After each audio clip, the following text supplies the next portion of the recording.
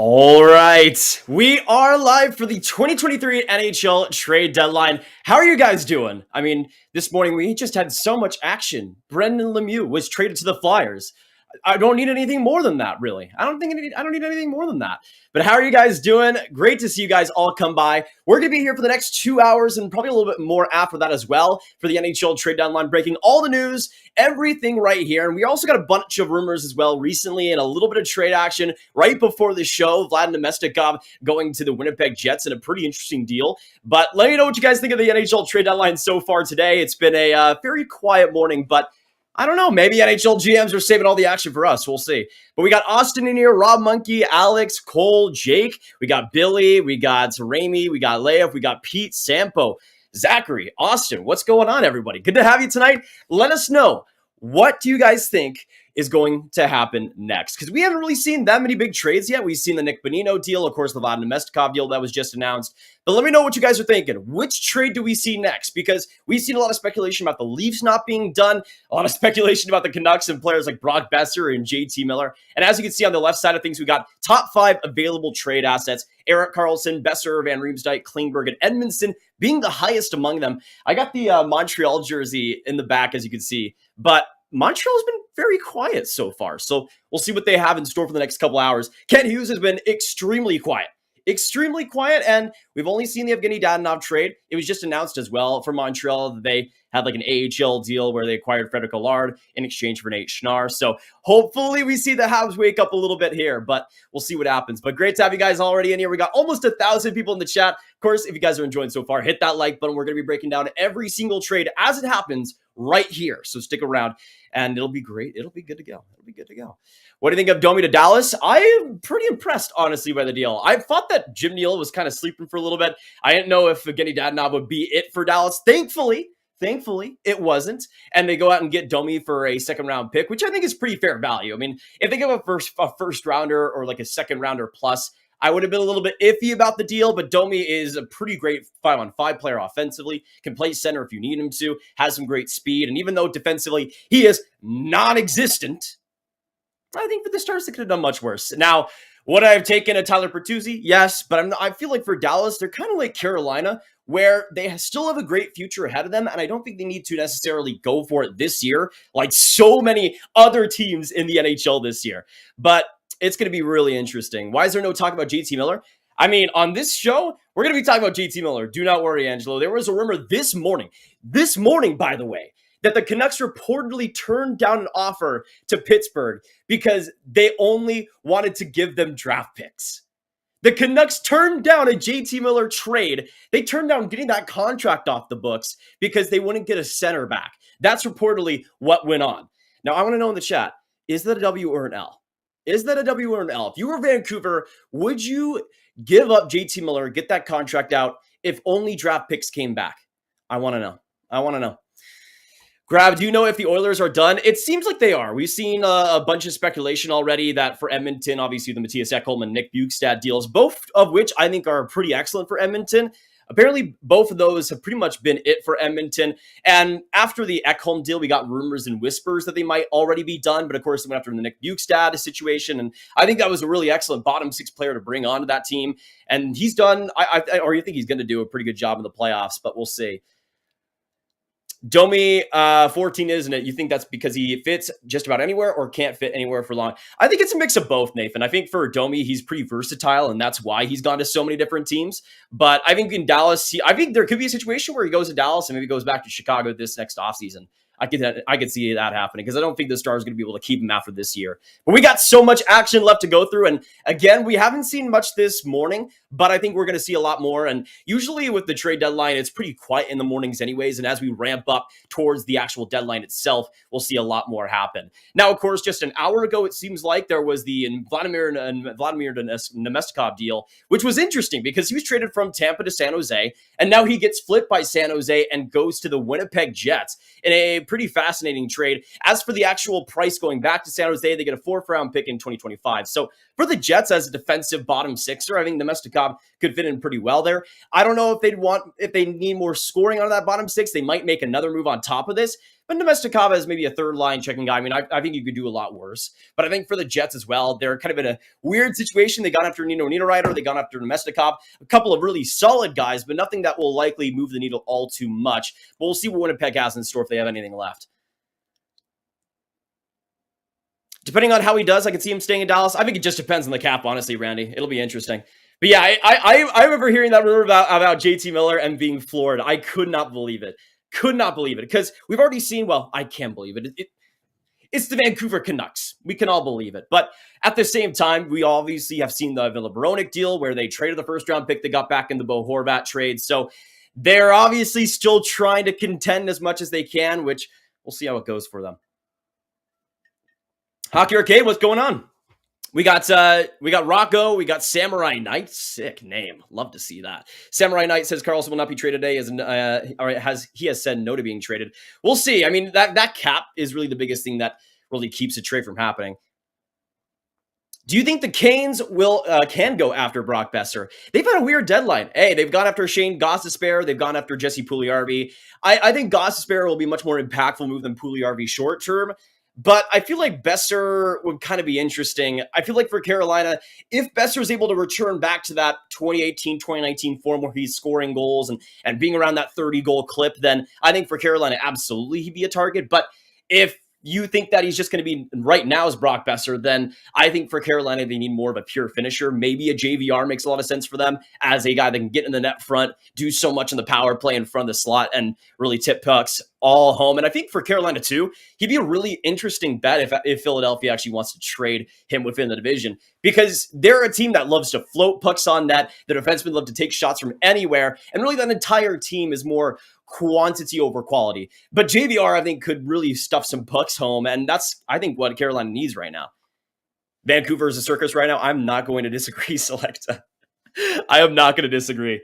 Edmondson for Ceci? Actually, so let's talk about Joel Edmondson for a second here, y'all, because Montreal has been extremely quiet so far. Extremely quiet. But we'll see if that continues. There were some rumblings. Get this. There were some rumblings that the Tampa Bay Lightning were trying to go after Edmondson yesterday. Now we'll see if that materializes into anything. But just imagine Edmondson on that Tampa Bay team. I want to know for all the Habs fans in here, or just anybody that wants to answer too, what do you guys think a Joel Edmondson trade to Tampa could look like? What do you think Montreal could get back? Because I think maybe like a second round pick and a prospect like Jack Finley, I think could make a lot of sense. I don't know, since Tampa's obviously traded so much pick wise, if they're going to get a first round pick in that deal. But Edmondson, of course, has term at $3.2 million. So maybe the Habs are going to get more than I think. But we'll have to wait and see for that, obviously. But I feel like right now, y'all, we are just we are so close until the floodgates are opening. By the way, just getting confirmed now, Pittsburgh makes another trade today. They don't just go after Nick Bonino. Now they're going after Dmitry Kulikoff from the Anaheim Ducks. We got a little bit of a trade alert already, so more trades are starting to fuel in. Dmitry Kulikoff to Pittsburgh. Now, we also heard that for the Penguins, they weren't going to be done after that Bonino trade. There were some rumblings that they were going to go after more. Looks like they've gone after a lot more depth, though, than maybe some people would expect. Of course, we're talking about JT Miller going to Pittsburgh, Brock Besser from Vancouver, but they've gone after Nick Bonino. They've gone after Kulikov. They've gone after Granlund, who I don't know will be a consistent top six guy for them. We'll see how that works out, but Kulikov's interesting. I mean, he can be pretty defensive when he wants to. Hasn't had a great season in Anaheim, but also who has? So I think in Pittsburgh, it'll be an interesting situation. Let us know, though. Kulikov to Pittsburgh. What do you guys think about that? I feel like for the Penguins, though, I mean, getting more depth, I'm really interested in the price. What did Pittsburgh give up for this? Because if it's more than like a fourth round pick, I'm not really sure. But Anaheim, we were thinking about as well, is going to be really interesting because they have so many players available outside of Kulikov on top of things. They got Klingberg, they got Kulikov, of course, who now is going to Pittsburgh. They got Henrique, they got maybe even Kevin Shattenkirk in play. So I think for this Ducks, there's going to be a lot of different options. They could sell a lot more than they have already. They haven't really been too active yet, but Kulikov now is going to Pittsburgh. Cody says, any Oilers rumors? We haven't heard anything about them, and we've also heard as well that they might be done today. So that's, I think, something that we'll have to watch out for. I wouldn't expect them to make any more moves, though, unfortunately. But I think for Edmonton, I mean, I think they've already, let me know in the chat what you guys think, because I think they've already been one of the biggest winners of this deadline. I think they needed to make the moves that they made, getting a player like Bukestad on that bottom six who could play C, be dependable defensively, and could do a lot of different things with his size. And then you get a Matthias Ekholm, who is already looking so amazing on that Oilers defense. And he's exactly the type of two-way guy that they needed. Not just a purely defensive player, but a guy that can transport the puck. And in Edmonton, that's going to do so much for them. So much for them. Edmondson for second and Isaac Howard. Isaac Howard would be interesting. He's had a really bad year in the NCAA this year, but I don't know. I don't know if Tampa would give up that much. Because I feel like for Tampa, they still see Isaac Howard as the main prospect piece, which I think they should. Are the Leafs done? It doesn't seem so, Kevin. There's been a lot of rumblings that they might not be done. And of course, when you look at their defense, they got like 8 NHL guys, which they could go into the playoffs with that. It's not impossible. But I feel like if we're going to see a Leafs trade, it probably involves a player like potentially Justin Holl. There was some rumors earlier that potentially Alex Kerfoot could be in play once again. We heard like a week ago that apparently the Leafs didn't want to trade him. Now it looks like they could for maybe a bigger player on that middle six. We'll have to wait and see, though. Do you guys think the Leafs should trade Kerfoot? Because he's kind of been a contentious player, I think, in Leafs fandom. What are we thinking about the New York Islanders on the cusp of the playoffs? Another move or no? I feel like for them, it's going to be wild to see the second half. Barzal getting injured is just brutal for them. Honestly, that's why I think for them to really secure a playoff spot, we might need to see something more. Also, a little bit of an interesting tweet from Jeremy Rutherford a little bit a while ago. There was some rumors a little bit about Colton Parayko, especially before Jacob Chikrin was traded, that maybe Colton Parayko could be going to Ottawa. But he says, as of today, Parayko has not been asked to waive his no trade clause, so a deal with before the deadline seems extremely unlikely. That's the feeling within his camp. So for any of you guys thinking maybe Parayko could go to your team, it looks like that might not be happening tonight. Andreas, what's going on?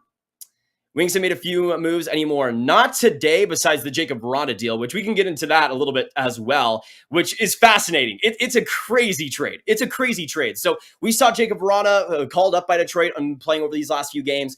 Jacob Vrana, though, goes to the St. Louis Blues, and the return is pretty weird. You got Dylan McLaughlin, and you got a 2025 7th-round pick. So for the Blues, even though Jacob Vrana does have some cap, that's 50% retained by Detroit, so he only makes $2.6 million. And if Vrana does get even halfway to the point that he was just a couple of years ago at Detroit, and if he's able to stay somewhat healthy, then that's a slam dunk move to make if you're St. Louis. It is interesting, though, because they've already claimed Kasperi Kapanen recently. Now they bring on a Jacob Vrana, so they've been bringing on a lot more cap as well. So we'll have to see what happens there. By the way, we've also heard some rumors just now about Florida taking calls on Radko Gudas, and apparently some teams have called in on Sam Reinhart. Interesting. Let us know, where do you guys think Sam Reinhart could end up? That's a big player on the board.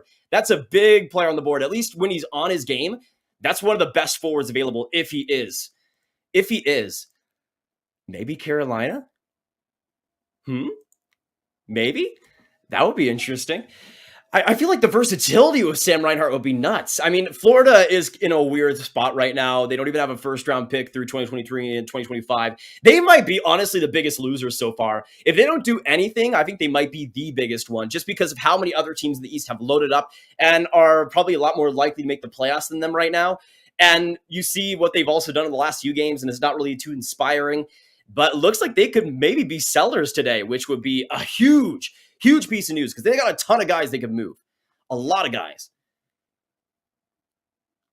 Vancouver's for Sam Reinhart? Maybe. We did hear a rumor as well that for Vancouver, they were looking at a high draft pick, a younger high draft pick recently. I was thinking maybe Alex Turcotte could be that guy. Maybe they do think it's a Sam Reinhart potentially. Are the Canucks done? I don't think so. I really don't think so. I feel like we will see at least one more big move by Vancouver. Whether it's a Brock Besser, whether it's a Connor Garland, I think it'll be between those two guys. But I just have a feeling Vancouver is not done at all. At all. Do you think Dvorak will be moved? I'm not sure about that. I feel like Joel Edmondson is the most likely have to be moved. Maybe we see Mike Hoffman dealt. To me, I think maybe Mike Hoffman actually makes the most sense. He's been playing a lot better these last few games for the Habs and really getting that production up there. So we'll see if Kent has something up his sleeve. That'll be one of the bigger things, though. Are the Bruins done? Actually, there was a report by Frank Cervelli that apparently the Bruins might be adding something else. Maybe not a big piece, but maybe some more depth. Maybe a Dmitry Kulikov type of player, for example. But of course, with the Penguins, we of course see them getting after Dmitry Kulikov. We still don't know the return on that as of right now. I'll try to get that for you guys as soon as I can. But I would imagine it's maybe not that much more than like a 4th or a 5th round pick if I had to assume. But I want to know, guys. I want to know because we haven't had a ton of trade action yet. We're gonna see a ton of trade action. We're gonna see a lot soon.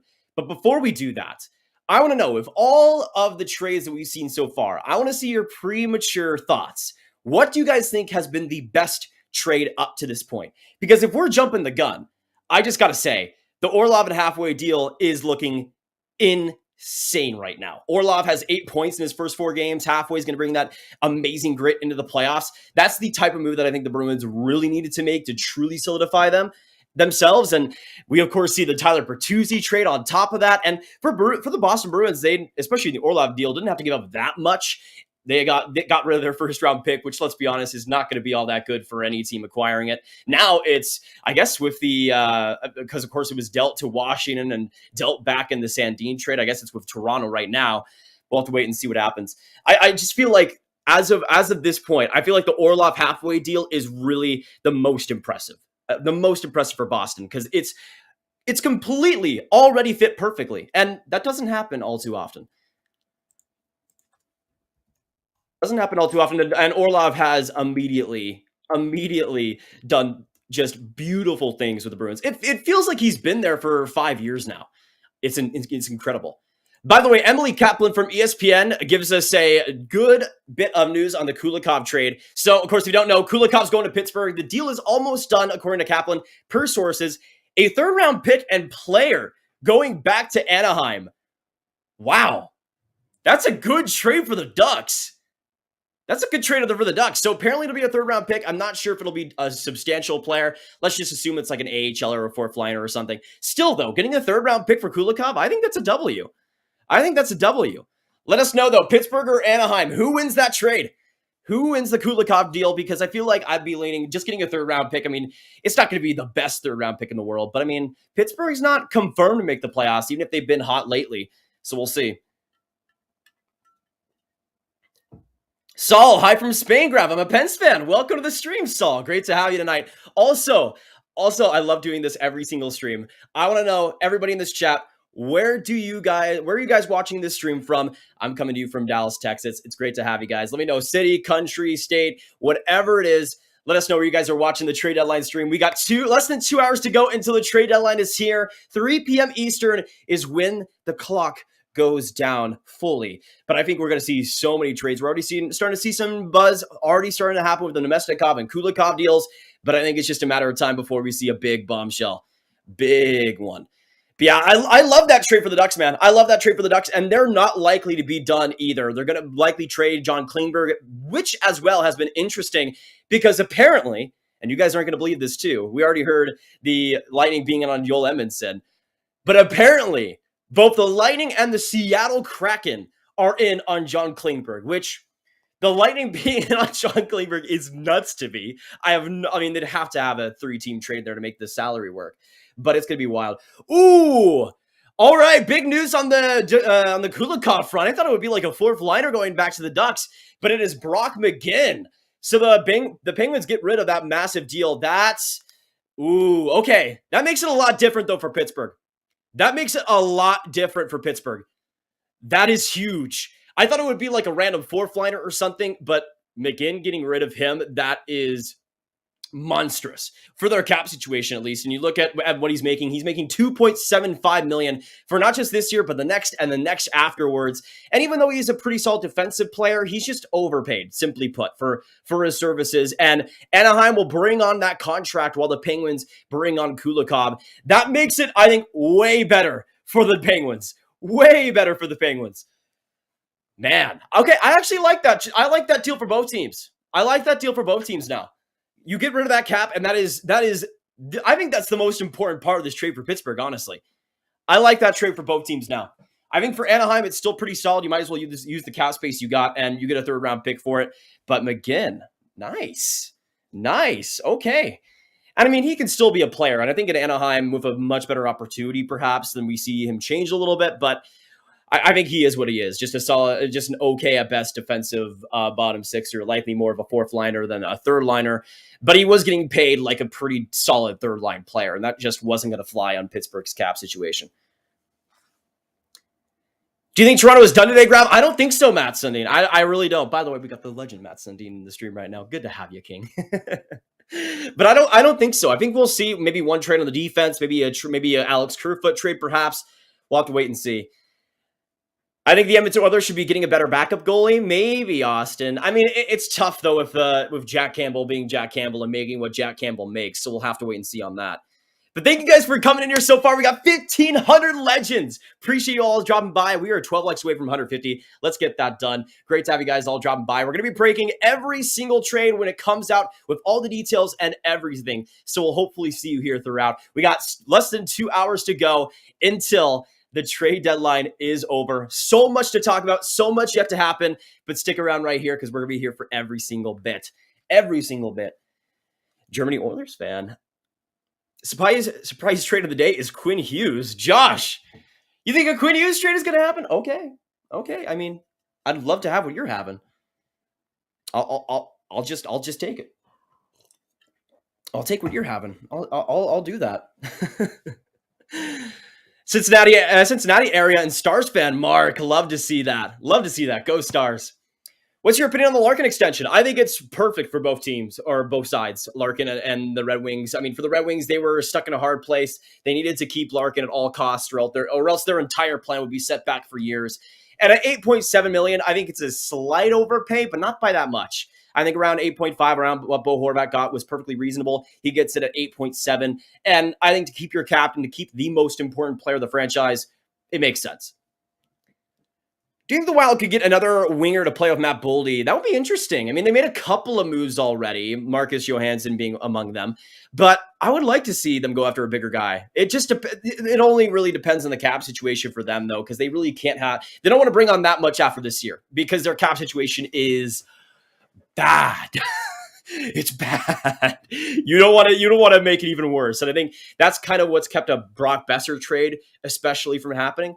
But we'll see. Maybe if Jordan Greenway is a part of the deal, that could be something. Let us know on the Brock Besser front. I want to know, everybody in the chat right now, where do you guys see Brock Besser ending up? Is it a team like Minnesota? Is it a team like, I don't know, like maybe the New Jersey Devils go after another big player? We'll see. Will the Wild do anything? I think it's maybe if they're going to go for another forward, it would happen that way. We'll see, though. I feel like maybe an Alex Kerfoot could maybe be a fit for them. Or maybe a Justin Holl, perhaps. We'll have to wait and see on that front, though. I think Minnesota's going to be a really fascinating team, though, for sure. But yeah, it's getting confirmed right now. A third-round pick and Brock McGinn going to the Ducks in exchange for Dmitry Kulikoff. I love that trade for both sides, man. And again, the Ducks have that room. They have the room to bring a contract like McGinn on and be pretty comfortable with it. And I think for Pittsburgh, that might be the best trade they've made this deadline so far, which it's pretty sad, but you know, it's Ron Hextall we're talking about. I'm sorry, Ron. I love you, but I'm thankful you're not not the GM of my favorite team. That's all I'm going to say. Jamie says Besser to Detroit. Ooh, the big Pittsburgh from Gone. Best with the Islanders, Lou too quiet. That would be a good fit. I would like that a lot. Another player that needs a change of scenery, for sure. Grav, do you think the Leafs can get over the hump this year? I feel so bad for Toronto because, especially for Kyle Dubas, because he's in the hardest division to get past the first round in. But I think if you're going to go for it, you might as well. And I would say I will say this, and people might disagree with it. I think if this current Leafs roster was named a different roster, like let's say they were the Pittsburgh Penguins and they had the exact same roster, I feel like people might have them as the favorite over Tampa Bay.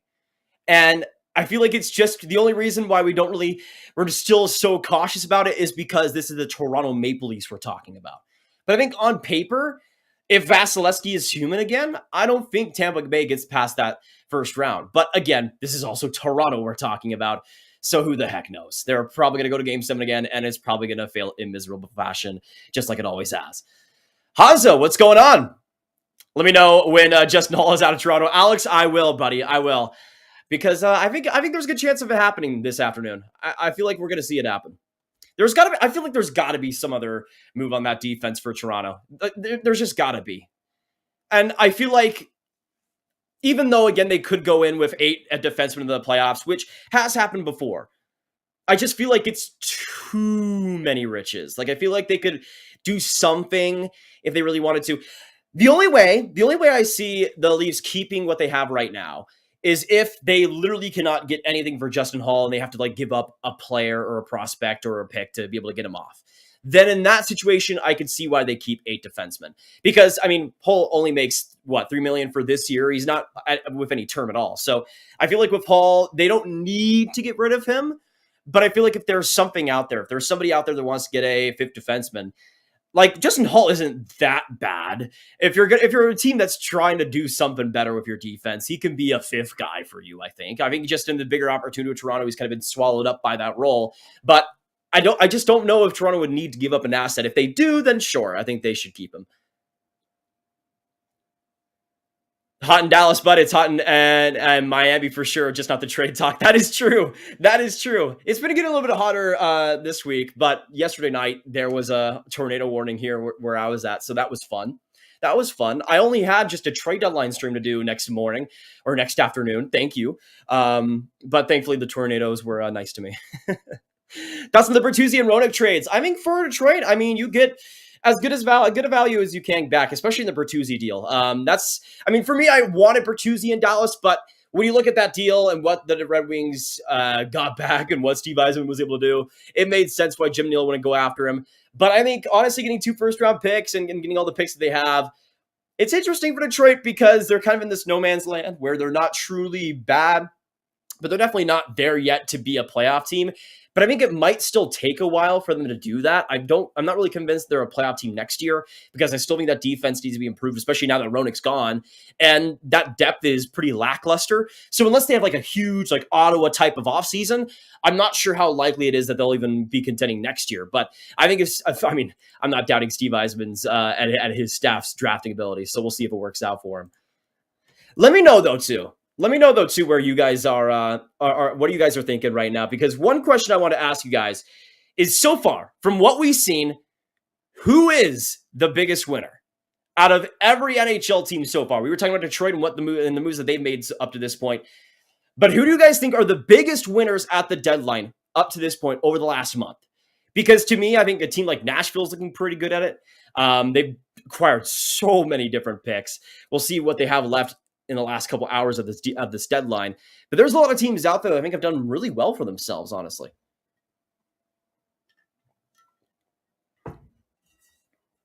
Can't spell Hextall without an L. Can't spell Hextall without 2 L's, Mike. 2 L's, not just one. Was bummed to see Bertuzzi leave, but he's a decent haul. That's kind of how I feel for the trade as well, Klump. I mean, I think for Detroit, he was an instrumental player over these past couple of years. But considering the injury history there a little bit, I feel like getting a first rounder and what they got back was good enough for them, honestly. And we look towards that trade, Sue. They got a first round pick and a 4th round pick in 2025. To me, that's about as good as you get. And I think for Boston, I think for both teams, it's a deal that makes a lot of sense. I think he's going to do excellently with the Bruins, for sure. Getting a lot of Bruins in the chat for the winners. Rangers from Torsten. Grav, does the Wood Dallas be interested in Kevin Lincoln as a backup goalie? No, I think they'll keep what they have with Ottinger and Wedgwood. Grav have to admit the Bruins. Rich got richer. Oh yeah, they're definitely up there among buying teams. They probably did the best job, honestly. And that's on top of them being the best team in the friggin' league. It's unfair, man. It's unfair. At least my team is not in the Atlantic Division or in the East at all. But seriously, like, how is any team right now, how is any team at all supposed to compete against Boston? It just makes no sense. And then you have the deals they made already. Like, Orlov has 8 points in 4 games. What are we supposed to do? I think we honestly should all come together as NHL fans and create one super team, and then have that face Boston. Now, it'll still be about a 50-50 chance that we will win, but we will at least have a chance. We would at least have a chance. And that's all that matters. Okay? That's all that matters. Grav, what is the double-sided stick over your shoulder? Please expand. Okay, this is just decoration, okay? This is just decoration, and it's holding up my my Seattle Kraken flag. It's really holding on for dear life. But yeah, it's decoration. It really doesn't fit all too well, but I've had it for like 4 years, and it was a birthday present, so it's fine with me. But yeah, I don't think I'll be using it in any games anytime soon. It would be imagine I go onto the ice with that thing. Whew! I would have 2 different sticks actually. That might be an advantage. Now I might look like a bumbling buffoon, but that was obvious anyways. By the way, we're getting some rumors as well on James Van Riemsdyk. The Vegas Golden Knights apparently are in on him, as well as maybe the Colorado Avalanche and the Minnesota Wild have circled back on him too. So we were talking about potential rentals and Minnesota going after rentals. Looks like they're on the radar for JVR, and he's the only player. And if you guys have been on the channel as well for a while, we made a top 10 trade bait video a couple weeks back, or about a week and a half ago, where we had 10 different players that were the most likely players to be dealt. And the only player left on that video, the only player left on that board is James Van Riemsdyk. And he's very likely to be dealt today. We'll see where he goes. Let us know in the chat, though. As a rental, he'll definitely, and there might be a situation where we might see a 3-team trade have to happen. But the asking price from Philadelphia is reportedly a 3rd-round pick. And I think if I'm a playoff team that needs goal scoring like a Carolina, I think I would give that price up, to be honest. But let us know where you guys think James Van Riemsdyk will go. He's a rental, can score, can be in front of the net, can be good on the power play. Where does he end up? I would say Minnesota still makes a lot of sense, though, for him. Jeff, would you die laughing at Boston ends up getting eliminated? Oh, dude, I wouldn't be laughing. I would be on the floor. Okay, I would be on the floor. You see what James Van Riemsdyk can do this season? I mean, he just has that great shot and great knack for the net right in front, and that tipping ability is among the league best, man. And again, for a team like Carolina, for a team like Minnesota, any team right now that needs more goal scoring, JVR, I think, on a really good, solid team, especially come playoff time, could do quite a bit. So we'll have to see where he ends up. I'm gonna say Minnesota, though. I'm gonna say Minnesota. Thoughts on LA's management trading quick? It's wild, Felipe. I still don't know what to think about that. It's super weird that he's here there in Vegas. Like that's just, I don't think I'll ever get used to that. And the fact that imagine he retires and it's like a Martin Brodeur situation where he's playing in New Jersey all his career and then plays for the Blues.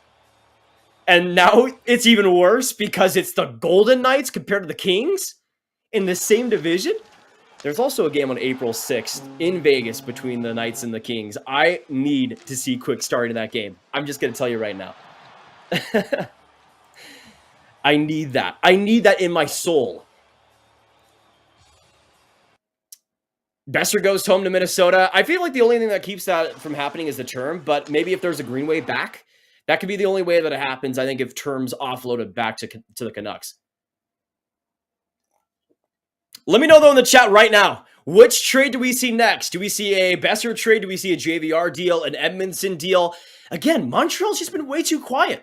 Like, I think we need to, as a community, make sure that Montreal actually does something. Dadonov's not enough, Kent, okay? It's not enough. I don't care if all these guys are injured. Get her done, okay? It doesn't matter. Edmondson, Hoffman, friggin' Josh Anderson. Make it happen. Make it happen. And yes, I am wearing a John Klingberg jersey. Don't ask. I am sad. I'm sad it's outdated too.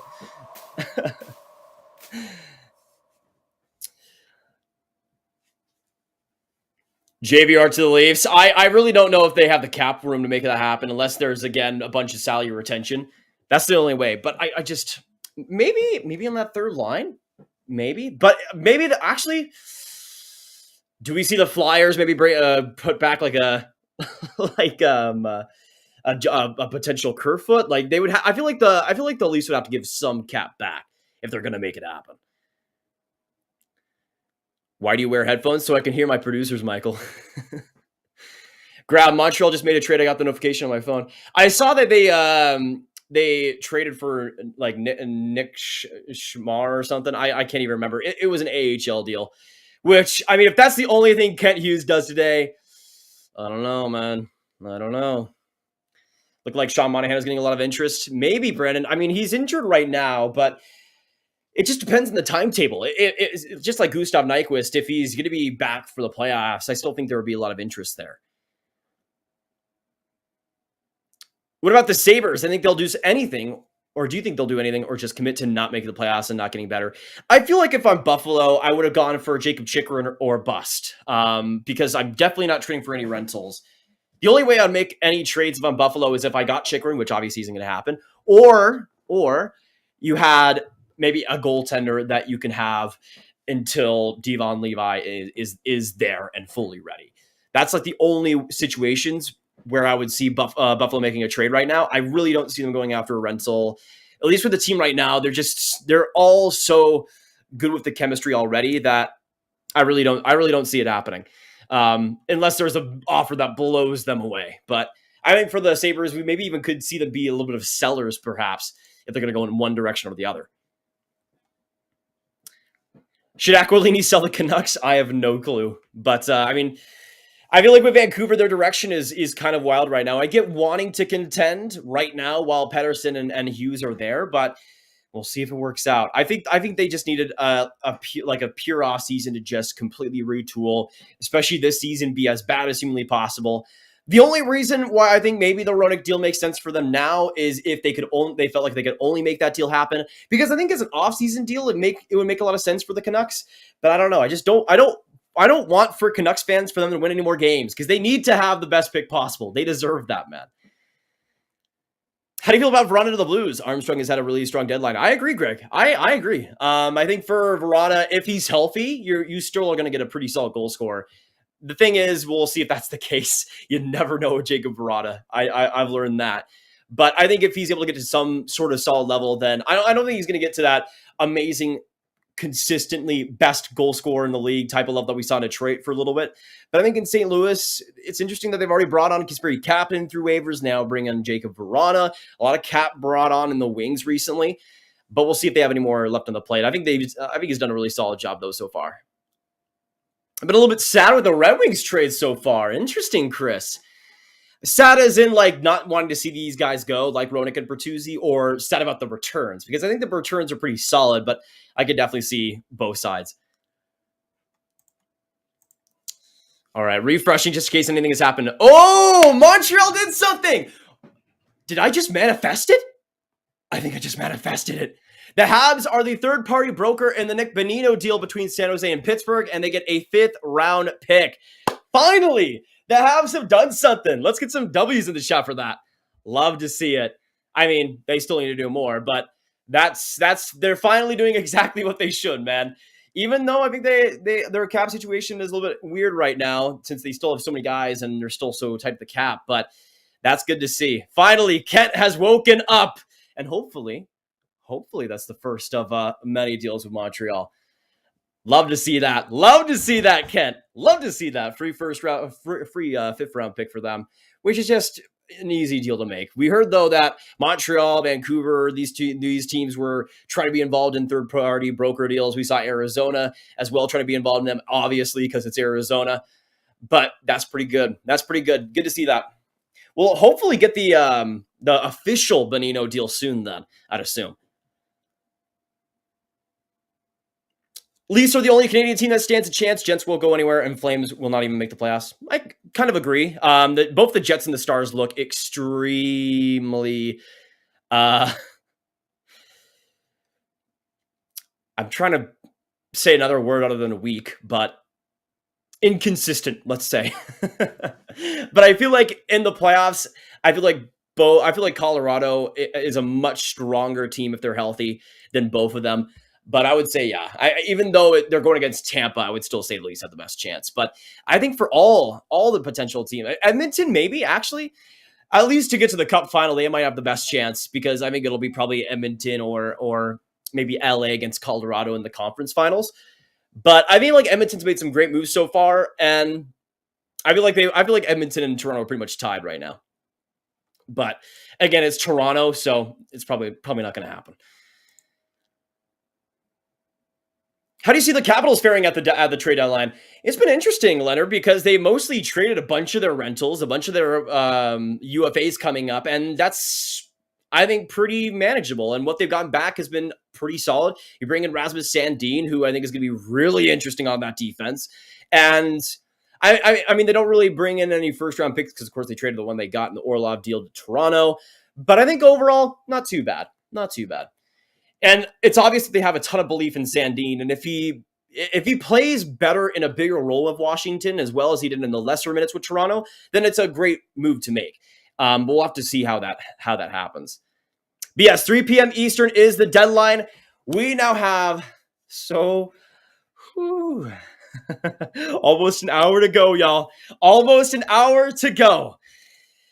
And I just have a feeling that we're just going to have the floodgates open in a few minutes. And it's just going to be smooth sailing from then on out.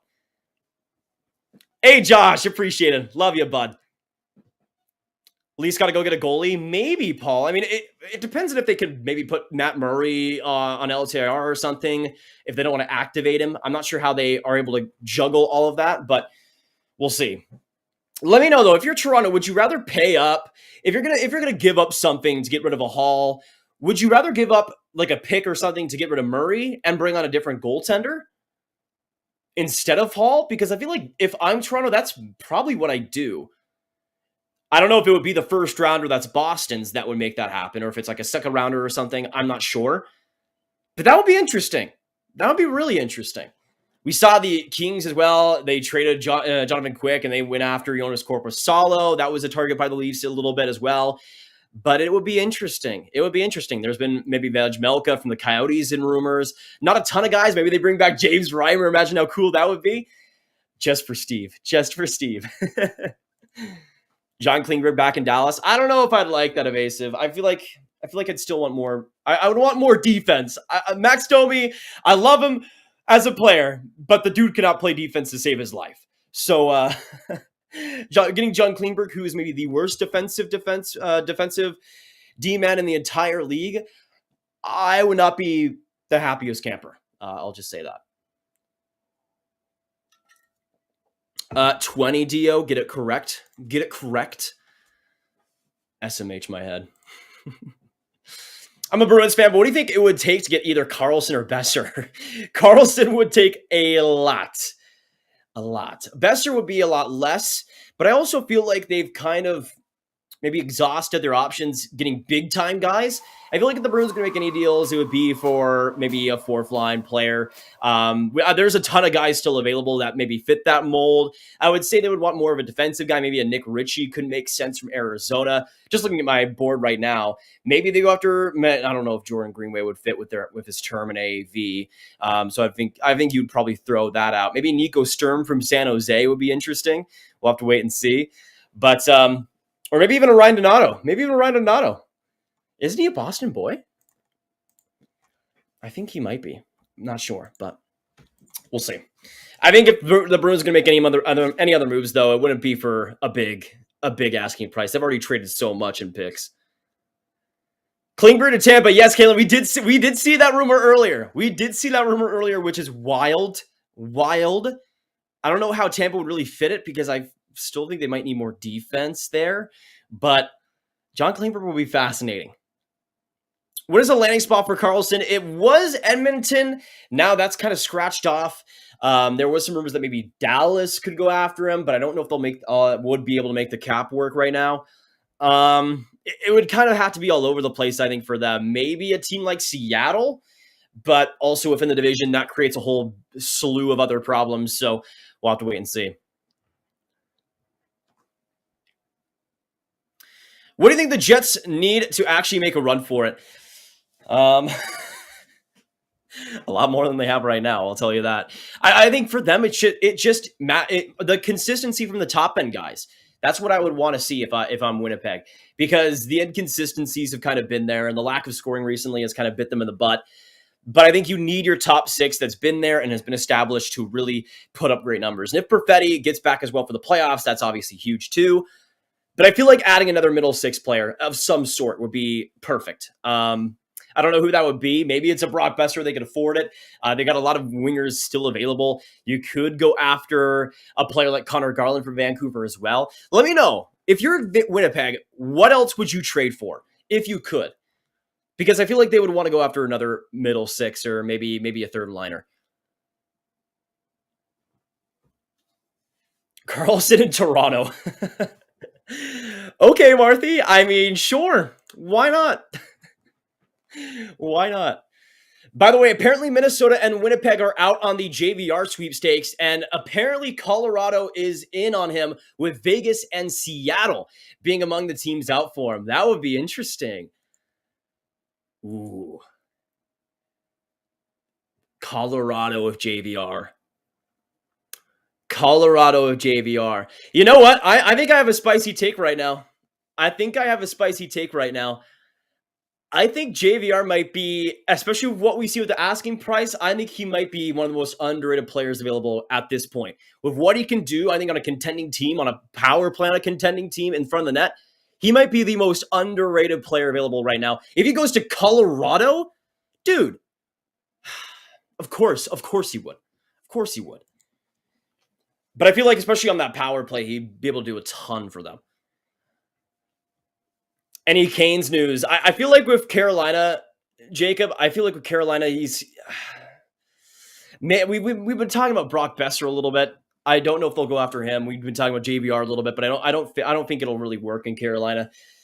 TVR to Dallas, how you feeling? That would be interesting. We heard earlier that apparently the Caps are out from trading him. Apparently they've been working on an extension or trying to keep him, which is a little bit disappointing because I think he, just like James Van Riemsdyk, is extremely underrated at this deadline, has been pretty dependable in a two-way role for the Caps.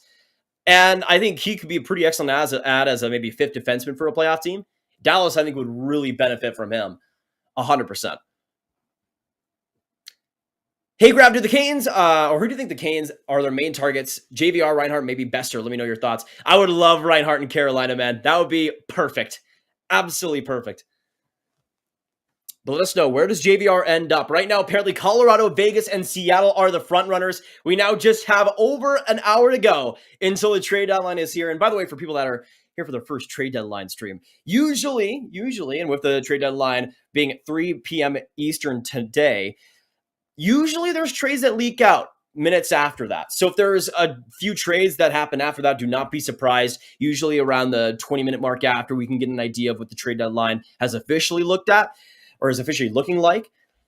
But it usually takes a while for some of those complicated deals to get fully processed and everything.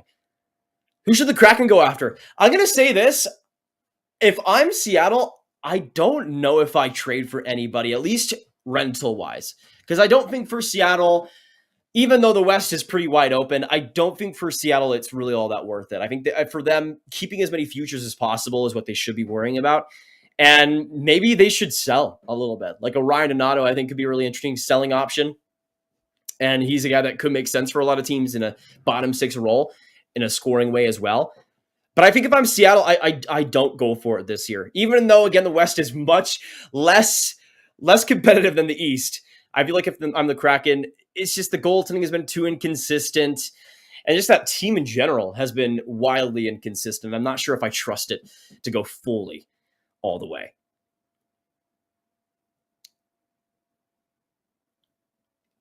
Do you think the Ottawa Senators have potential to actually be good this next season? Next season? Absolutely, Michael. I mean, they're already pretty solid. They've been on a heater lately, man, and it's so fun to watch. This Sens team right now with Chychrun, is an absolute wagon, y'all.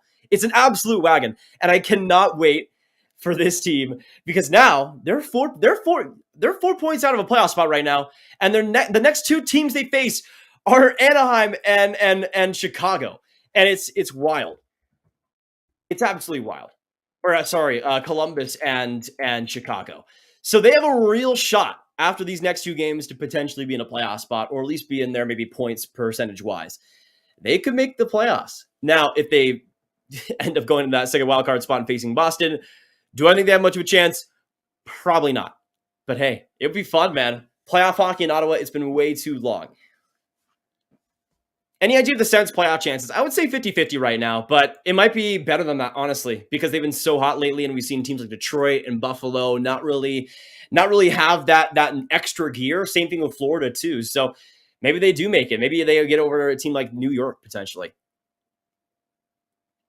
Go Oilers. We haven't seen any Oilers news right now, but I mean, who knows? We heard that they're out.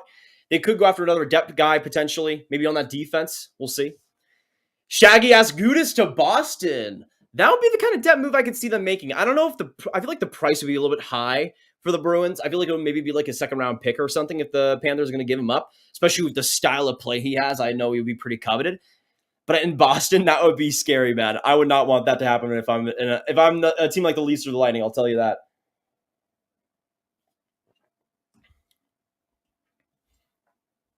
Oilers can only afford Edmondson, not Carlson. Yeah, Edmondson potentially could still happen, but I feel like with them going after Ekholm, I don't know if they're going to go after another defensive guy, personally.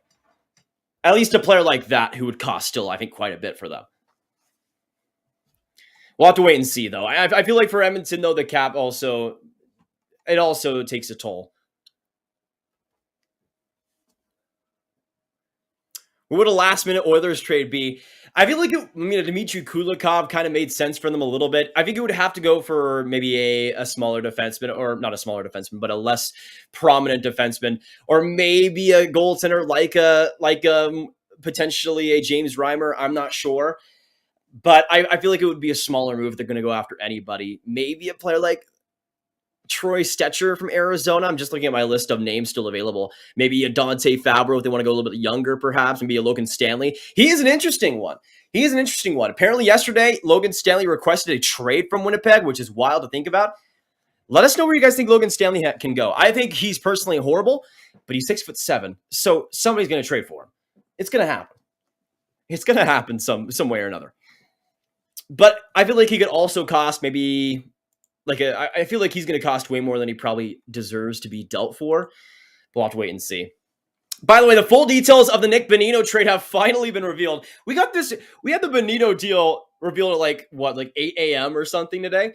But San Jose trades Bonino for the 2024 fourth round pick selection of Montreal in exchange for the rights to Arvid Henriksen. San Jose trades defenseman Tony Sun to Pittsburgh in exchange for Pittsburgh's conditional 2024 fourth round draft pick and Pittsburgh's 2023 seventh round draft selection. The conditional 2024 draft pick will become a 2024 fourth round selection if Pittsburgh advances on to the 2023 Eastern Conference Final. And Montreal trades Bonino to Pittsburgh in exchange for Sun and will retain 50% of Bonino's salary. So for the Habs, they end up getting a fourth round pick. So that's pretty fair value, I would say, back for retaining. What do you think Dallas does with their $2 million remaining cap space? I don't think they're going to go after anything too crazy. I was thinking maybe a Nick Bukestad, but of course now he's in Edmonton. I thought that lower cap hit would have been perfect, but obviously that's not going to happen anymore. X-Bold-X, what's going on? Good to see you. By the way, we got Chase, Michael, David, NJ Devils fan, Nicholas, Nico Klein, Brandon Lee, Menz, Go Oilers, Lone Ranger, Too Late, Ryan, Chase, Eric, Mystic, I Die Every Time, Levi, James, I Don't Exist, Big League Snipes, LA Kings, Ozzy. Good to have you buttes in the stream so far. Love y'all. It's been such a interesting afternoon. Can't say it's been the most eventful trade deadline, but I have a feeling that in this last hour, we're almost in the last hour mark. So I have a feeling that we're going to see a lot more trades here soon. Kirill Kaprizov to Dallas in exchange for an In-N-Out Burger franchise restaurant. Pretty good trade. I have no complaints. Sucks to see the In-N-Out go, but you do what you have to do, man. You do what you have to do. Epic Blades, what's going on? Good to see you. We got 1,700 in the chat. Great to have you guys come in and let us know which trade happens next. Is it a Carlson? Is it a Besser? Is it a JVR, a Klingberg, and Edmondson? Is it a player like a Mike Hoffman or a Josh Anderson? What do the Leafs do? What do the Jets do? Let us know down below. Get your predictions. I have a feeling that JVR is close right now. I'm still predicting either a team like Colorado to get him, but I feel like JVR might be the next bigger player that we see dealt. I have a hunch. I also want it to happen because Philadelphia has to do something, right? I mean, can we talk about how much of an L deadline this has been for Philly? I mean, they don't have a wealth of options to get rid of, But their biggest move has been Brendan Lemieux in a fifth, which, granted, is decent for Zach McEwen, but who cares? Come on, Philly. Like, what are we doing here? What are we doing here? You're too bad to be doing this. You're just too bad to be able to do this and get away with it. I'm sorry.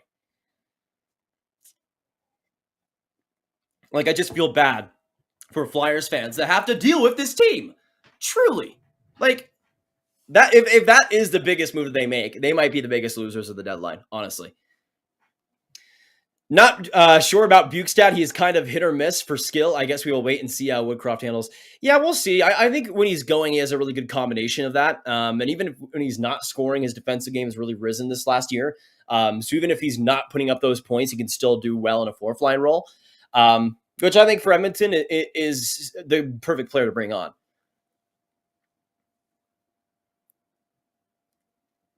I would like to know who's your team. Paul, my favorite team is the Dallas Stars. Good to have y'all. Let me know as well for you guys. Who is your favorite team? Who do you guys want to see traded from your team or to be traded to your team? Let us know. As a Stars fan, I'm kind of fine with them being done. Somebody mentioned Trevor Van Riemsdyk as an option earlier. I would love that if he is going to get dealt. Just no Mike Hoffman, no Joel Edmondson, no Josh Anderson, please. I'd appreciate that, Ket. I really would. Please don't make it happen, or else I will cry. I will cry. Absolutely disagree, Steve, on that. L for Philly, bigger L for Kevin Adams and the Sabres doing nothing while everyone in the wildcard improves and leaves them behind. I disagree with that, Steve. This is not the year to go for it if you're Buffalo.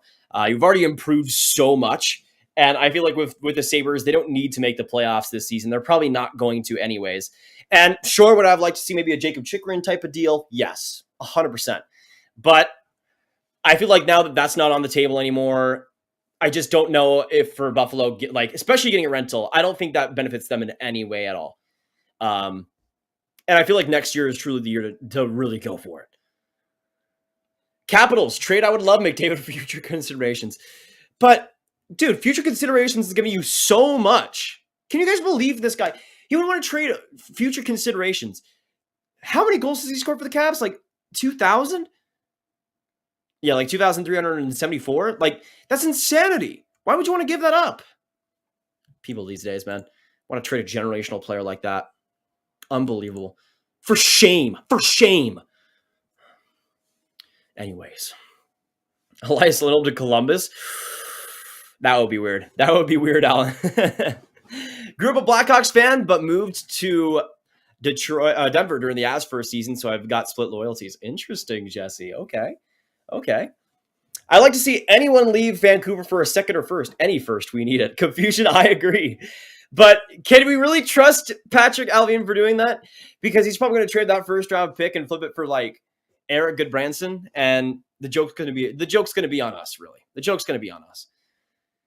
Toronto trades William Villeneuve to Montreal for Michael Pezzetta and Vegas's fourth round pick. Interesting.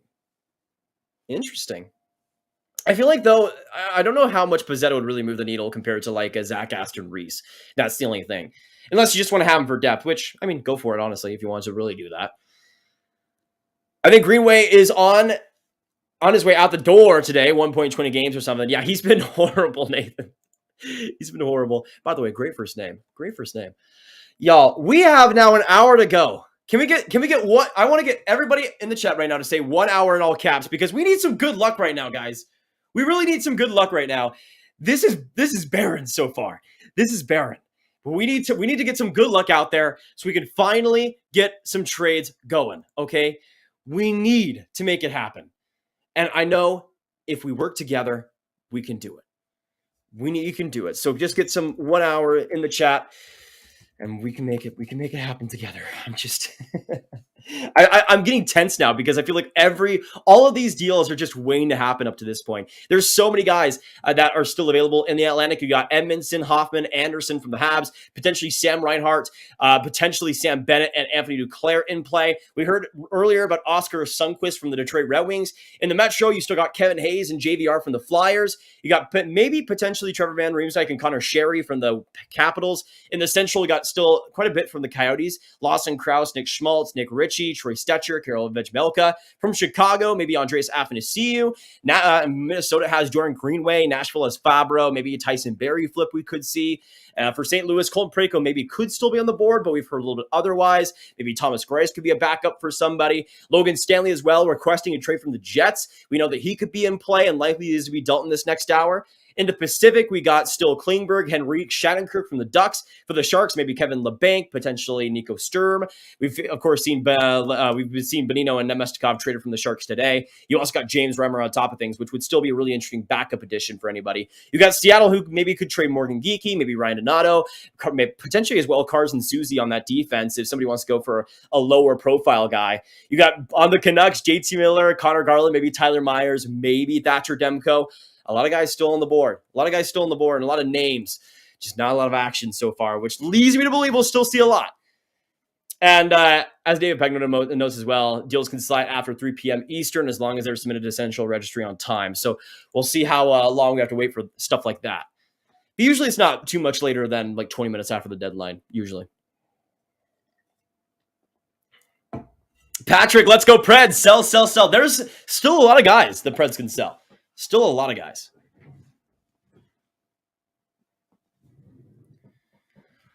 Kings trade Cal Peterson in a second to Vegas for Quick. That would be wild. Ducks made a trade. They did, Chase. They finally made a trade in the Kulikoff deal, which I think for both teams works out pretty well. Jeff Carter and Brian Dumoulin need to go for anything. Pens need a skate sharpener right here. Please give me hope. Dumoulin could maybe be on the board. He doesn't have a contract after this year, so maybe we see something. Potentially. Anywhere in the JT Miller trade, Jordan, there was a little bit earlier. There was word that the Canucks turned down an offer from the Pittsburgh Penguins that included all draft picks. The reason they turned it down was because they wanted a center. So that's where the Vancouver Canucks are at. They literally and again, I don't know what the draft picks were. We don't know what the draft picks were, but I would assume maybe like a first round pick or something. If it was Vancouver, that's just rough, man. That's just rough. What's up with the Asbro? We haven't seen much, Mike, but we heard they have been on it in JVR a little bit as well. That's really the only player they've been truly linked to recently, but I would not be surprised if they go after him, honestly. I want to count on log jam Stanley getting traded. Yeah, I mean, if anybody actually has watched Logan Stanley, if any GMs actually watched Logan Stanley, then they definitely won't be trading for him. But if they haven't, just look at his height, then sure, I could definitely see it happening. Remember when the Jets continued to play Logan Stanley over a player like Ville Heinola? It's crazy, man. Now, Heinola hasn't really proved that much recently, but Stanley hasn't proved much at all either. Thoughts on Curtis Lazar for Devils? I think it's an interesting trade. As just a purely defensive fourth liner, I think it's fine. Maybe not the perfect deal for them, but if he's able to score a little bit more and keep playing as well as he has defensively for Vancouver, then I think it's a fine deal for them. And he brings some physicality as well. Grav of the Canes done. I would be surprised, but at this point, I mean, Carolina's been so quiet, and we really haven't heard their name on too many guys either. So that's the thing. Like, I would hope that they're not done, because I think they still need to add a lot more to truly be contention in that East, but they might not. They might not. Andrew, we haven't seen a ton recently. We saw the Vladimir Nemestikov deal, him going to San Jose, or going to Winnipeg from San Jose. We also got the Nick Bonino deal getting confirmed as well on top of that. And we also got the Brock McGinn and Dmitry Kulikov deal, with Kulikov going to Pittsburgh for McGinn and a third-round pick. So that's what we know right now, at least since this stream has started. But we'll see. Quinn Hughes says he doesn't want to be a part of a rebuild. Think they flip him to a team? No. I mean, I think we've seen already that Vancouver isn't in a rebuilding mood with the Philip Rodik trade, so I think Quinn will be fine.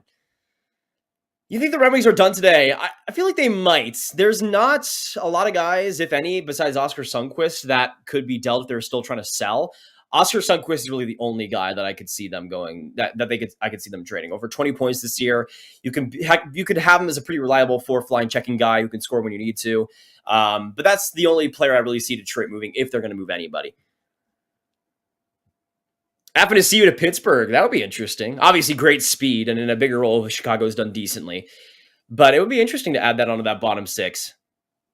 Looks like Greenway to the Leafs. That would be wild. I don't know if for Toronto I'd love that, mostly just because of the term. I mean, with Greenway, he makes like 2.7 for the next 2 seasons after this. It's pretty wild. No, he makes $3 million for the next 2 seasons after this. And if you're getting this year's Jordan Greenway, then that's definitely not worth it. I'll tell you that right now. He has 7 points in 45 games. So, I mean, Kyle Dubas can do that if he wants. Sure. Why not, I guess. Vasi, Stammer, and Hedman for a 7th. Yeah, pretty good trade for Tampa, for sure. Think the Devils make any other moves, Tom Wilson or some gritty player? I don't know if they'll go for any bigger guys. Maybe another bottom 6 player, maybe some defensive depth if they really want to go after that. But I don't think they go after anything major right now. Besser to Detroit. Stevie is at it again. I feel like Besser would fit in pretty well for the Red Wings. And I think his increased playmaking skill could also do quite a bit there, just to change the scenery in general. Like I feel like he needs a change of scenery. And I feel like in Vancouver, he's been trying to get back to those first couple of seasons in Vancouver level, but just the confidence hasn't been there, and it just continues to not be there. And I just don't know if he's going to be able to get that in Vancouver right now. By the way, somebody noted as well stuff about Calgary. We heard a little bit about them maybe going after a couple of players like JVR, but it seems like they might be going out of the buying business. So we'll see what Calgary has in store. They don't have a ton of cap space, but we'll have to wait and see. We got now almost 50 minutes to go. 50 minutes to go until the trade deadline is here. Can we wake these GMs up? Are they just all taking naps? Did they all just get a really good mattress today and are taking advantage of it? Like, what's going on, guys? Come on.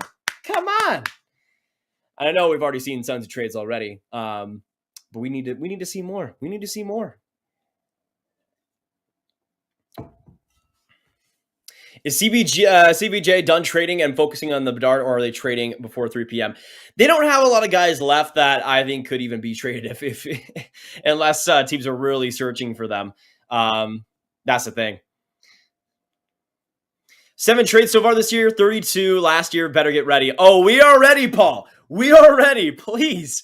I'm begging. I am begging for something. Really hope after the Kulikoff trade, Hextall is planning on making another move of his XSLD. That would be interesting. I feel like Pittsburgh might not be done. I feel like they might still after this Kulikoff trade still be doing more. We'll have to see. That's the thing, though, is that I think we've seen a lot of big moves already happen before today, but there's still so many smaller players that have yet to be dealt. So many guys that will make fantastic depth that we just have not seen actually traded, which I think is a little bit of an interesting point because we've seen so many stars already dealt, but those depth guys haven't gone as rapid fire as we thought they would. Gibson and a bag of golf clubs to Florida for future considerations. I mean, that would be a good trade. I feel like him in Florida would be fun.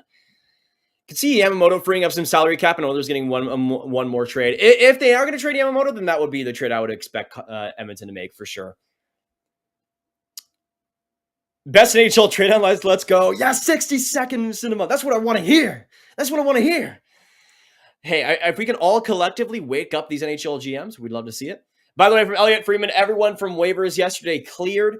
So nothing to report on that front yet. So just another time that GMs are sleeping. Come on, guys. I know that Ken Hughes was part of that 3-team trade, but I don't care. I need to see more. I need to see more from him.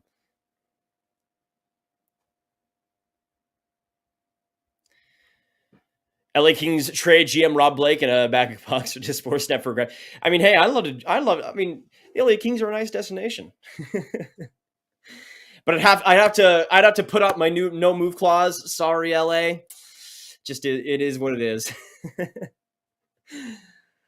A lot of people have been frustrated with Greer's moves this deadline, but one thing I give him credit for is bolstering our D-men prospects. That is true. I would say with Mike Greer, he's been kind of interesting with the deals he's made so far. But the D core is going to be one to watch out for. I think for San Jose, that should definitely be a priority. But nothing yet, y'all. Nothing yet. I feel like this happened as well last deadline, where we went like 20 minutes without a trade, and then boom, there was like 15 within like 5 minutes. And I feel like that's what we're going to see today. We got 50 minutes to go. 50 minutes to go, y'all. We are close. We are close. We're also one like away from 300. So if you're enjoying the breakdown and enjoying all the streams so far, make sure you hit that like button. And it goes such a long way. Such a long way. And every bit helps. We'd love to have you stick around, though. We are so close to the trade deadline being over. And it's about to go down. It's about to go down. I'm getting nervous. It's too quiet. Too quiet. What trades have Winnipeg made? They got Vladimir Nemestikov for a 4th-round pick in 2024, if I remember correctly. Imagine no one gets traded on the board. I feel like JVR is definitely going to be dealt. That's the one where I almost know for sure. For sure. By the way, I want to ask you guys, while we get close to the deadline, I want you guys, everybody in the chat right now, to name your team. And I want you guys to also put your grade of their trade deadline month so far. Let's say you're a fan of the Toronto Maple Leafs. I want to see what grade you give them. Do you give them an A+, an F? What are you thinking? And why? Because as a Stars fan, I would say C+. It's been pretty fine. It's been okay. Max Domi is all right. Dadonov has been solid so far. No big guys that I want to go after, but could be worse. Could be a lot worse.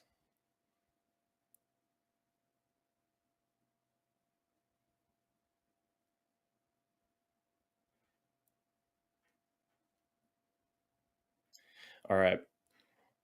Sorry, just texting Grav mom.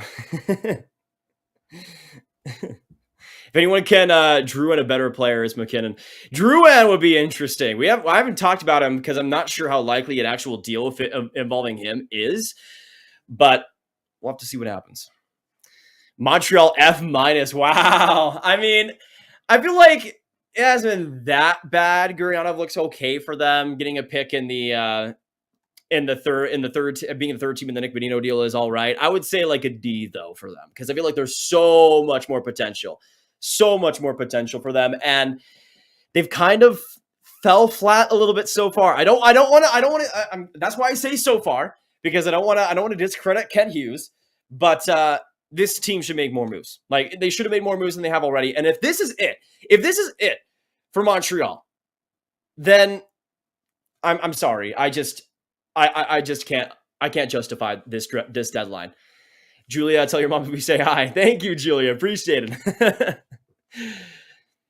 Vasi gets traded to Detroit. Imagine. What didn't the Red Wings trade the pick that became Andrei Vasilevsky? It would come full circle then. It would come full circle. Sean says Bruins A+, Rangers A+ from Johnny, Nashville A from MK. Nashville A. I think Nashville has done incredible things. Getting all the picks that they have, they've been excellent. They haven't just been good like Washington. Like, they have absolutely stacked their pick cupboard, and with no real signs of slowing down. Oh, Minnesota is trading Jordan Greenway to Buffalo. The Sabres go after somebody. Never mind. Okay, we have a trade to announce. We finally have something. Oh my goodness. we finally have something. And it looks like Greenway is going to the Buffalo Sabres. Okay. Interesting. You know what? I think the Sabres make sense. They're one of the few teams that can bring on term. And even though Greenway is overpaid right now, I think with the Sabres, I think bringing that physicality is going to be huge for them. Bringing that bang and crash play. I think that's a solid trade for them. It just depends on what they give up. But I think the Sabres make a lot of sense. They make a lot of sense. Okay. Y'all, what do we think the Wild are going to get back? What do we think the Wild are going to get back? We'll see. Do they give up a pick for this, potentially? Greenway, though, going back to the Sabres, that physical play is going to be really interesting on that bottom six. But if he plays like he has in Minnesota this year, then I don't think it's going to be all too much. But there's still potential there. There's still a little bit of potential. By the way, Kevin Weeks is saying a draft pick. David Pagnotta is saying 2 draft picks for the Wild, so we'll have to wait and see what it's like officially. But $3 million for the next 2 seasons after this. It's an interesting deal, I think, for the Sabres. even though they can bring on that type of contract, they're not going to have the most cap space forever. They got a ton of guys they're going to need to pay over these next couple of years. We'll have to see. Greenway going to Buffalo. Okay. Hopefully this is the start of the floodgates, y'all. Let's get it going. Let's get it going. Finally a trade. Finally a trade. But I think I like that for both teams. If Minnesota gets a couple of good draft picks, though, that's kind of perfect. I like that a lot. But I think for Buffalo, it's really going to depend on how well he fits and how well his role is. Because again, this year we were talking about it just earlier. He's 26 as a winger and making $3 million this year. He's had 7 points, 2 goals in 45 games. He's been absolutely horrible. But just a couple of seasons ago in 2021, he had 32 points in 56 games, 26 assists, and 3 points in 7 playoff games. So if he's able to unlock that type of player, then absolutely he's worth that contract. But the Sabres go after Greenway, and that is huge. Finally, we get something. And by the way, David Pagnotta is reporting a 2023 second and 2023 or 2024 fifth rounder to Minnesota for Greenway. That's really good for Minnesota, man. And especially for the Sabres, I don't think they're going to make the playoffs this year. I'm sorry, Sabres fans. I don't think they're going to make the playoffs. That's getting that type of second round pick. Let's do this thing. That's a great deal for the Wild. I like that a lot. And for the Wild as well, that makes their cap situation so much better. So much better. Getting rid of that $3 million is going to be huge for the next 2 seasons. So much better. But I mean, I like Greenway's physical and defensive traits. And if he's able to get back to that playmaking game, and if he has somebody that can finish along him, maybe we see that improve. I don't know. I think this could be a deal that benefits both sides, but I really like that return for the Wild. Really like that return, getting a second rounder and a fifth. That's not too bad. That's tidy work. That is tidy work by Bill Guerin. But hopefully the first trade of many at this deadline. That is big. That is big. Upside is he can hit people. That is true, Dr. Watson. And there's not a lot of guys in Buffalo in that forward group that can do that consistently. And that brings an element that not just this season, but in the next 2 will be there on that Sabres lineup. It might be a little bit too much, but I feel like that's the type of player that they still need to bring in. And we'll see how he fits. Also, big trade for the Wild again from Shauna Goldman of The Athletic. Sounds like Oskar Sundqvist is heading to the Minnesota Wild. So the Wild get rid of Greenway. They add on Oskar Sundqvist here. And we were talking about him being one of the few players, if the only player, that Detroit was going to trade at this deadline. Steve Yzerman gets another deal done. And it looks like Minnesota is going to be the team to make it happen. Okay. I think Sundqvist was honestly one of the more underrated players at this year's deadline. In all honesty, I mean, he's a guy that this year makes $2.7 million, and it's only as a rental, so he doesn't have much term left, which is exactly, I think, what Minnesota needs to do. But this year, in a bigger role of Detroit in 52 games, when healthy, he's gotten 7 goals, 14 assists for 21 points. And I think as a fourth line, third line guy that could be a decent versatile player and winger, I don't think that's a bad get. We'll see what they actually give up here, but I would not be surprised if maybe the fifth rounder they just got is a part of the deal. But Steve Yzerman makes another trade. Minnesota getting us going. You know what? Let's get some W's in the chat for Bill Guerin. He just revived single-handedly the NHL trade deadline. You'll love to see it. We'll have to wait and see what the Wild give up for Sundqvist. I would imagine maybe like a third rounder and a fifth or something. It's not going to be that much. It's not going to be all that crazy, I would assume. But Oskar Sundqvist, of course, former Blue and went to Detroit for these last couple of years. Wasn't ideal, but he also, I'm pretty sure, was a cap dump going back to Detroit. But he's going to be an interesting player, I feel like. And for Minnesota, they can afford him this year. He's 28, can bring some speed if he really needs to. It's going to be interesting. It's going to be interesting in Minnesota. They don't go after any. It looks like they might not go after any big guys like a Brock Besser. I was thinking after they traded Greenway, we could see them go for a Besser, perhaps. But it looks like that's not going to happen.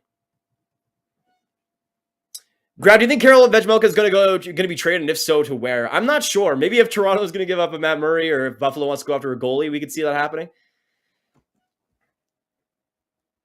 By the way, as well, confirmed Nicholas Aube-Kubel signs a 1-year extension with the Caps, $1.225. So there we go. More news coming out.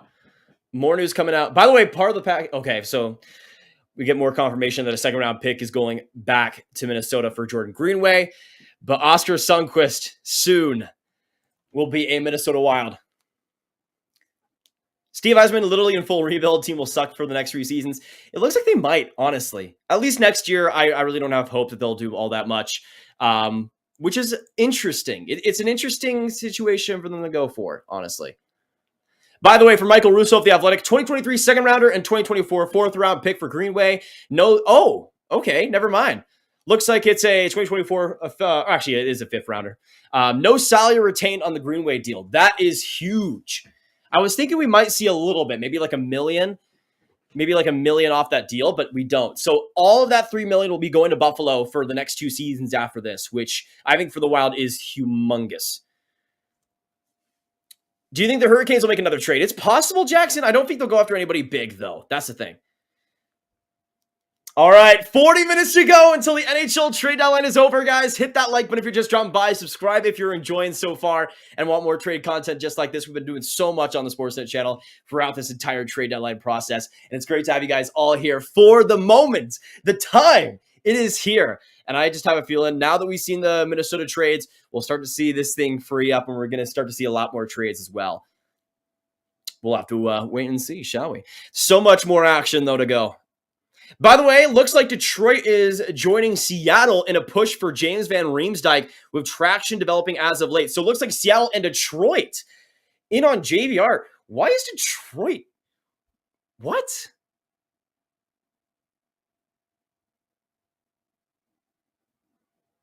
That unless the Red Wings are maybe they're taking his contract on and then having retention and then sending him off somewhere else.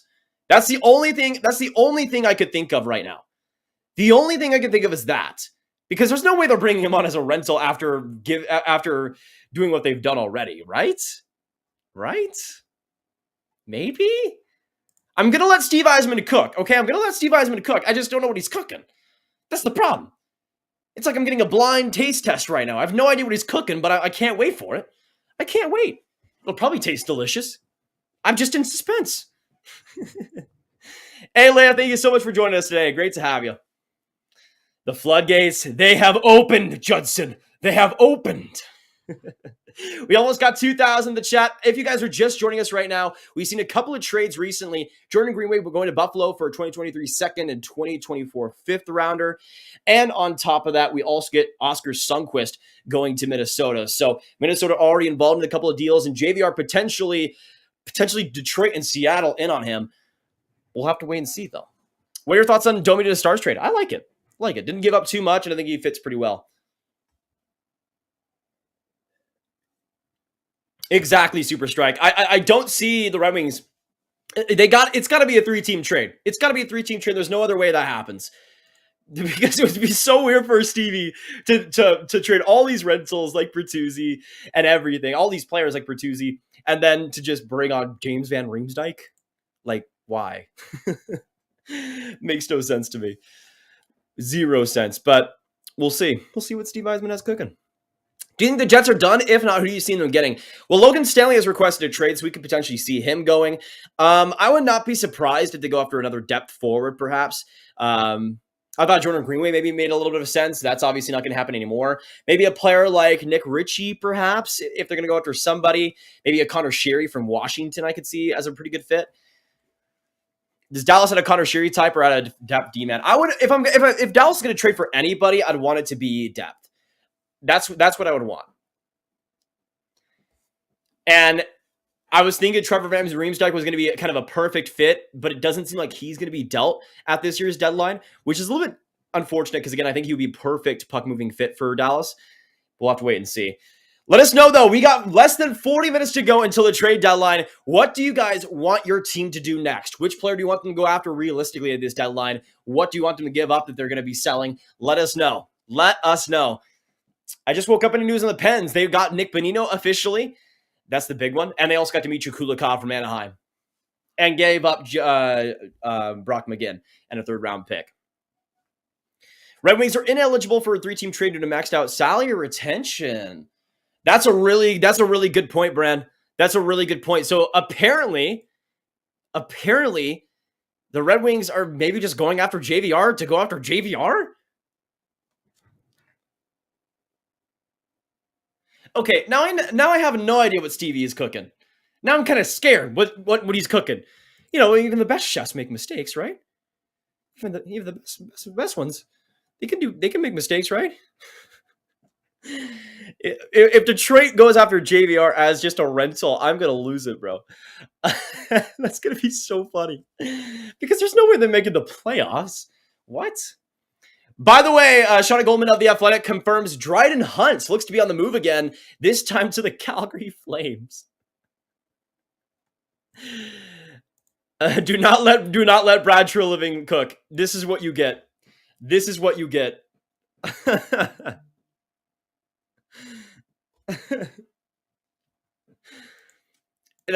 Imagine that's what Calgary does, and that's all they do. That'd be so funny. Trying nuts. Years left on JVR. He's a pure rental, Fatal. That's why it's really weird that I think he would be going to Detroit. Stevie cooking that mystery meat. You're kind of right. I don't know. I don't know if it's a little bit scary for me to taste. I don't know if I want to. I might get food poisoning. Why did we collectively let Brad Treliving cook? Why did we let this happen? He went after Dryden Hunt. This is what happens. Dude, is this the same man who made the Jonathan Huberdeau trade? Seriously? And he's going after Dryden Hunt as his big trade deadline move? Maybe there's more. We'll see. Scott, yes, I am a Stars fan. Oscar Sunquist is heading to the Wild. That is true. Let me check on Michael Russo's front, just in case there's any more on the Sunquist situation, because we haven't heard that much recently about the price going back to Detroit. That's what we know right now. So apparently Stevie's cooking on a JVR trade, potentially Oscar Sunquist going to Detroit. And we've also heard it confirmed Oscar Sunquist is going to the Wild from Detroit. So Steve Yzerman's cooking a lot right now. We'll see. Do you think Klingberg will be traded? I think so. It would take a lot, that 3-team trade. It would definitely take that. But we'll have to wait and see. That's the big thing, though. If it's $7 million cap hit, you need to have somebody else take some cap. You need to have that happen. Or else it's just not going to work for anybody. Do you think Dubas will make another trade or no? I think so, Sam. I just don't know of how much substantiality it'll actually be. Because I think it could be maybe another depth move. Maybe we see a player like Hull traded if they're going to trade somebody on the defense. Maybe they go after a goaltender. Toronto's kind of an open book right now. Because they sold their first round pick, which I think we kind of all assumed would be moved in another deal. Like I'm pretty sure we all assumed when Rasmus Sandin got traded and they got Boston's first round pick that they would trade it for something else on top of that, right? But of course we saw the Shen deal and it wasn't a part of that deal. So it'll be interesting. Do they use that first somehow? Stanley had a second for Joe Edmondson. What is your thoughts? I would not. I mean, I would. If I'm Montreal, I would take it in the second, but I don't know if Logan Stanley is going to be much. Personally, why are the Ducks so quiet? That is true, Jeff. We saw the Kulikoff trade, but not much else. They still got players like Henrique, Klingberg, Shattenkirk potentially in play. We'll see. We now have 30 minutes to go. 30 minutes to go until the trade deadline, folks. I want to ask you one question, okay? One question. Are you ready? Are you ready? I want to see some yeses or nos in the chat right now. Are you ready for the next 30 minutes of trade deadline action? I'm ready. Are you ready? Because I think we're going to see some crazy stuff go down, all right? We're going to see some crazy stuff. And I just want to know if you're prepared. And strapped in, got your seatbelt, got your popcorn, got your soda, got your everything ready to go. All right? We got 30 minutes to go. And the floodgates are they're drip feeding us right now. But I feel like those floodgates are going to swiftly open so soon, y'all. And I would assume there's quite a bit as well that will happen after the deadline is officially over because of those contracts, because of the contracts and all the trades being locked in. Oilers and Sharks talking again. I've just read that would make sense. I don't know about Erik Karlsson maybe. Hunt from Toronto to Calgary. Yep. Which is weird, by the way. Imagine again. I still can't imagine if that's actually the biggest trade the Flames make. It would be so funny. Do you think the Bruins will make another move? I think if they're going to make another move, it's going to be for some depth. It's going to be for some depth, and that's where it all comes down to, really, for me. Maybe on that defense, maybe on that forward group. I'm not sure. By the way, Sabres PR confirming they've acquired defenseman Austin Strand from Anaheim in exchange for defenseman Chase Prisky. I think another AHL deal there. It's nothing too crazy. But Buffalo using the phones right now. Grav to Detroit. Hey, I'd like to play with Lucas Raymond. I'll take that.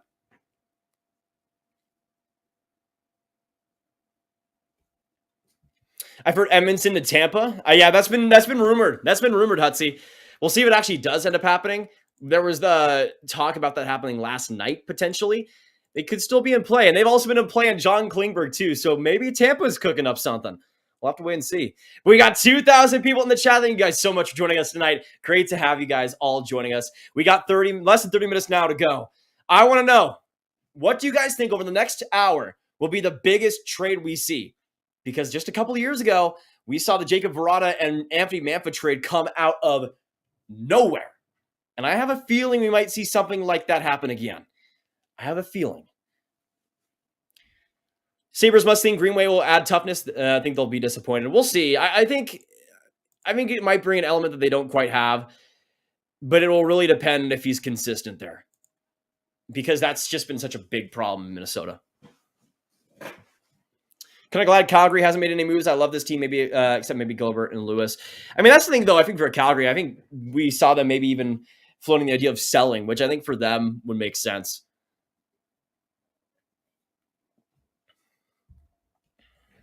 Canes could really use Besser. That would be interesting. Do you think Ottawa is done? Maybe, Brian. I feel like if they're going to go after another guy, it would be maybe like a fourth line forward or something. I'm not sure. I feel like that Chikrin deal is the big one for them.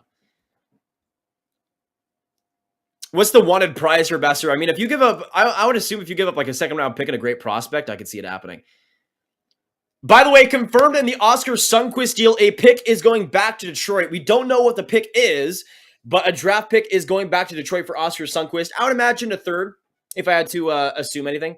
For Minnesota, though, right now, they don't have their third round picks in 2023 or 2024. So maybe it's 2025 third. Maybe it's a couple of fourths or a fourth and a fifth or something. We'll have to wait and see on that front. But looks like we're getting close to the Oscar Sunquist deal getting officially confirmed and everything. But Minnesota trades Greenway. They get Oscar Sunquist. And we'll see what else they have. Islanders making any more moves? I would not assume so. Silver Dialga, by the way, great name. Dialga is way better than Palkia. Do not at me. But I would not assume much at all. I mean, their cap situation is kind of all over the place right now, so we'll see. Common Habs, please do not make me cry today. Kent needs to do something, man. Needs to do something. We need more. We need more from Kent Hughes. Come on, man. The ball genius himself. We need it. We need it. How are Canucks staying put with their cap space situation? I don't know, Joshua. I mean, aren't they over the cap next season? It's wild. Wild and wacky. Does Boston have the cap space for Lucic? I would not assume so, unless there's like a 3-team trade there or something. That'd be funny. Imagine we have a 3-team trade for Milan Lucic. That'd be fun, though. Having him back in Boston would be wild. Will the Hurricanes make another big move? I feel like for Carolina, if it's going to be somebody, I feel like JVR would make a lot of sense, but we just haven't heard their names on really much at all. Maybe a Lawson Krause, but I don't know if Arizona would want to trade that. Maybe a player like Morgan Geekie or Connor Garland. I'm not sure, but I guess we'll wait. Oh, trader from the Stars. The Stars acquire, I think, defenseman Scott Reedy for Jacob Peterson. Interesting. Peterson's played a decent amount these past couple of years, but hasn't really broken into that lineup full time. He's a pretty good defensive player, though, on that fourth line when he's there. I like that trade a lot for the Sharks. If they're gonna give him an opportunity in that forward group, I like that trade a lot for the Sharks. I don't know a lot about Scott Reedy, though. I don't even know his position. So I don't even know his position. Is that bad? Is there any Scott Reedy experts in the chat right now? He's a forward. Okay. He's a forward. He's played 37 games this year. He's gotten 7 goals, 9 points. Okay. All right. Sure. Why not? I guess so. Blockbuster alert from the Stars. Let's go. We got our boy. We got our man. Gonna lead us to the cup, Scott Reedy. Let's do it, man. Let's go. Boys, we're winning the cup. We got Scott Reedy.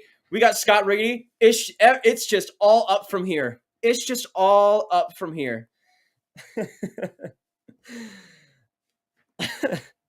Blockbuster. Come on, GMs. We got 25 minutes to go to the deadline. Cook something up. Solid forward and his physical. Okay, Tucker. I guess we do have some Scott Reedy experts in the chat. Interesting.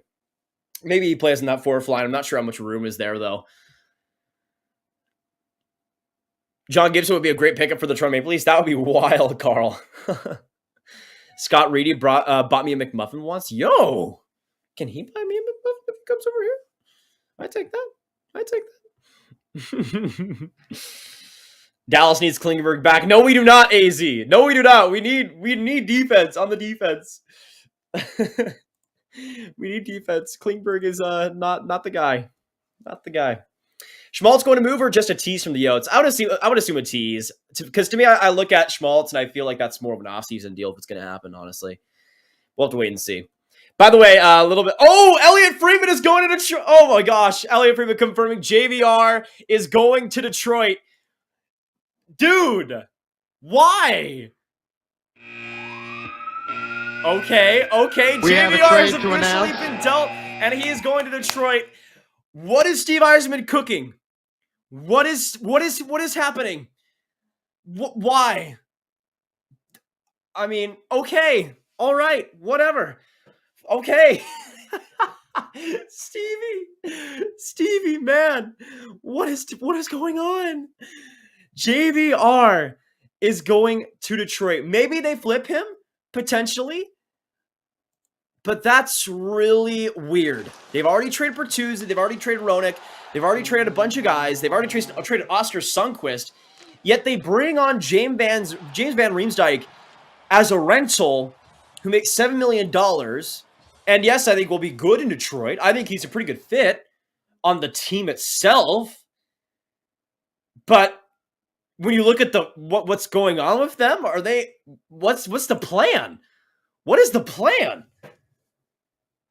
I am utterly baffled. But it's Steve Yzerman. But again, it could be mystery meat. I'm not sure what he's cooking. This is so weird. I'm not sure what they would give up. Philadelphia's asking price was a third last time we were talking about him. But JVR, why? Again, I think he'll be good as a net presence on the power play, and I think he'll give them a much needed boost in that offense, but this is Detroit we're talking about. Like, this is Detroit we're talking about. They're right now 5 points out of a playoff spot. They're 5-4-1 over their last 10. Maybe Steve Yzerman thinks they can make the playoffs after trading Roenick and Bertuzzi and Sundqvist. I have to see more. There's got to be another trade on top of this, right? There has to be. There's no way there's not. Stevie, let us know in the chat. JVR though to Detroit, is that a W or is that an L? I am all over the place with that one though. I don't know what to think. I really don't. There has to be something about flipping that somewhere. There's got to be. This can't be it. That can't be it. There's no way. Now, they have 20 minutes to trade him, so no pressure, Detroit. But seriously, that is wild. So Detroit already trading Oscar Sundqvist. Now we see what happens next. By the way, from Michael Russo of The Athletic, covering the Minnesota Wild, he says, curious to see what happens with Alex Goligoski in the next 20 minutes. I do think he's been presented with options, and he has a full no-move clause. So potentially Alex Goligoski in the Wild making more trades here with the last 20 minutes. This is going to be wild. Last 20 minutes to go. Just like what happened when we did the 1 hour mark. I want to get everybody in the chat right now to put in all caps 20 minutes in the chat. Because when we did it with the 1 hour mark and I put at 1 hour in the chat, there was a trade like right after that. We need to see more. We need to see more. And it feels like GMs are cooking a lot right now. We'll just have to stay patient. JVR, though, going to Detroit. I cannot believe what I am seeing right now. Stevie, dude. JVR going to have salary retained? I would assume so, potentially. JVR to educate some of the young ones. Maybe they think they can sign JVR after this, potentially. Maybe they have like an extension in place. But I just feel like with what we know right now, which is so little, I just feel like with what we know, this just doesn't feel like it's going to work out, like that it's just needed for Detroit. Because they've already done so much. They've already done so much to trade so many assets for these futures and these draft picks and everything. And to then trade JVR for probably like a 3rd round pick or something, it's really weird to me. Besser deal is close. That'll be interesting. EK65, please do down in salary and play for the cup. Probably to fill in the role Hronek had. So far, Yasmin has given me the spooks. Yeah, it's been. I'm going to be honest. It's been a really weird deadline for Steve Yzerman. I thought I knew what he was cooking, but then he just gave me a full course meal that I had no room for. I was already cooked. I was already all good. But then he just gave me another full course meal. I'm like, I didn't order this, Steve. I didn't order this, and you just gave it to me anyways. Like it's just a completely different thing than what I had come to expect. You still gave me it, and I guess I'll take it. But I don't know where this analogy is going. I'm sorry. Oh boy. Hey, Sniper Roski saying Ryan O'Reilly to Toronto. No, I can't see it happening. Go away with your fan type of mock trades. Give me some realistic trades already. Come on. Step up your game, bro. Step up your game. Thank you. You're doing so great. Real fun to watch the stream. Larry, thank you so much. Appreciate you, man. Great to have you here. Duba's cooking. We'll see, Aaron. We'll see. We got 17 minutes to go. He's got to submit a trade in the next 17 minutes. It's got to happen. Where do you guys think Brock Besser is going to go, though? JT Miller, John Klingberg, Edmondson. So many good, solid guys, though, still available. And a ton of depth as well. A ton of depth that has just been out there and not really taken advantage of. From Frank Cervelli, he says, no trade in place at this exact moment in time for James Van Riemsdyk. Weirdly. Okay. Is that different? Oh, JVR likely headed to Detroit. Deal isn't done as the Red Wings are in the process of moving another player. Steve Yzerman is cooking a bunch, y'all. Another player is being moved by Detroit. Who would that be? Maybe Jordan Orlesti or like Pia Suter, perhaps? Maybe Adam Ernie, maybe? Who is Detroit trading on top of this? Let us know. Who else is going? They're moving another player. Who could it be? I feel like it might be Suter, but I just don't know where you would go. That was just the guys with 1 year left. Maybe there's a Zadina trade or something. I'm not sure. I got 99 problems of figuring out the Iser plan is one. As long as we get JT Miller off the books, I don't care. He's more of a hindrance than a help. I agree, Nick. The crazy thing is the Canucks, like this morning, apparently rejected an offer that just included draft picks to Pittsburgh, which is wild. Absolutely insane. But we have now almost 15 minutes to go. Oh, boy. Looks like the JVR trade hasn't happened yet and hasn't been completed. And again, the Red Wings are trading another player. So much action from Steve Yzerman today. A lot of action for Steve Yzerman today. Okay, y'all. Okay. David Perron? I don't know about that. That would be interesting.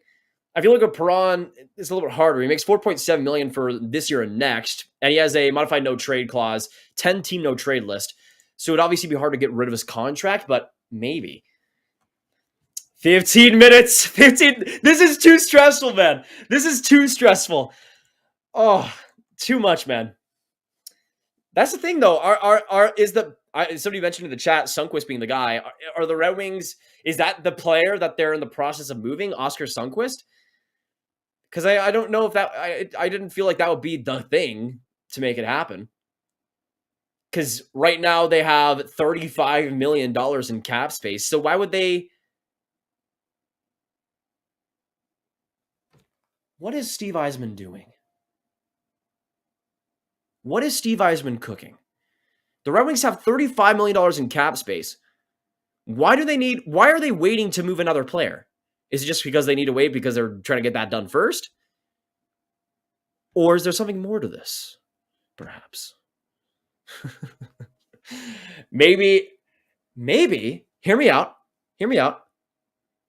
No, there's no way this could ever happen. I was about to say like Minnesota getting both JVR and Oskar Sundqvist. I don't know. This is weird. What is going on in Detroit? This is weird. Super weird. Seider being moved, imagine. Steve Yzerman's 4D chess. He always seems to do this. Doesn't he, Joel? Carlson to Calgary. Wild will trade Greenway, Kelly, Addison, Sam Steele, and a third-round pick for Besser. Well, Greenway's already to Buffalo, so I'm not sure how that happens. Let us know, though. We have less than 15 minutes to go into the trade deadline. Who is your team going to trade? Who will their team trade for? What is the next trade that we see? Is it involving Steve Yzerman? Is it involving Stevie? We'll have to wait and see for this one. This is... Oh! Apparently, James Van Riemsdyk is not getting traded to the Detroit Red Wings. Hello? From CJ. JVR is not getting traded to Detroit. Oh, boy. What is happening? What is going on? JVR is not getting dealt to Detroit after basically being confirmed. Oh boy. What has Steve Yzerman done? What has happened? Because it was pretty much confirmed, and now it's not happening anymore. What is going on with Steve Yzerman? Ladies and gentlemen, what is happening? What is happening? Did the Flyers back out of the deal? Did the Red Wings back out of the deal? Oh boy. Oh, y'all. Things are about to get climactic. We got 2,500 people in the chat right now. Thank you guys all for joining us. We're going to be giving you the live updates and all the news as they come. So make sure you guys stick around right here. It's the place to be. Hit that like button if you're enjoying. Subscribe to the Sportsnet YouTube channel if you're enjoying as well. It's great to have you guys all here tonight. This is the time. We got almost 10 minutes to go, but it looks like JVR is not going to Detroit, which makes sense. It made no sense why JVR was going to the Red Wings. But just like Rip Top Shelf says, untrade alert. We have no trades to announce, I guess, which is very evident of this trade deadline, in all honesty. Steve Yzerman, yes. Steve Yzerman and Bill Guerin have carried this last hour. By the way, apparently the Panthers have received a lot of interest in Gudas today and have been weighing their options. 12 minutes to go until the trade deadline. So potentially Radko Gudas could be dealt from Florida somewhere else. We'll have to wait and see. Let us know who gets traded next. A lot of people saying Besser. Wish the Habs would make a move. Absolutely agreed. I feel like they can't come out of this deadline this empty-handed. It would just be unfortunate, man. It can't happen. Any recap from today's trades? We've seen a bunch of different ones. We've seen the Vlad Nemestikov deal, him going to Winnipeg, and we've also seen a bunch recently. Let me go for the all here. We got Nemestikov going for a 4th-round pick to San Jose. We got the Jordan Greenway to Buffalo deal. Nick Bonino going to the Pittsburgh Penguins. On top of things, Curtis Lazar going to the New Jersey Devils. Verona going to the Blues. Max Domi yesterday going to the Stars as well. Not a ton yet, but again, the floodgates could open very soon. Very soon. According to Elliot Freeman, something happened with JVR and Detroit. Pulled back from deal. So it looks like from the wording here, maybe JVR pulled out of the deal, or maybe Detroit pulled out of the deal here. Something happened just now between Detroit and JVR, and the deal is not happening. That is weird. JVR doesn't have any no-move clauses or anything, so it's not like he decides his fate or anything like that. So it looks like Detroit was going to trade for JVR and then didn't.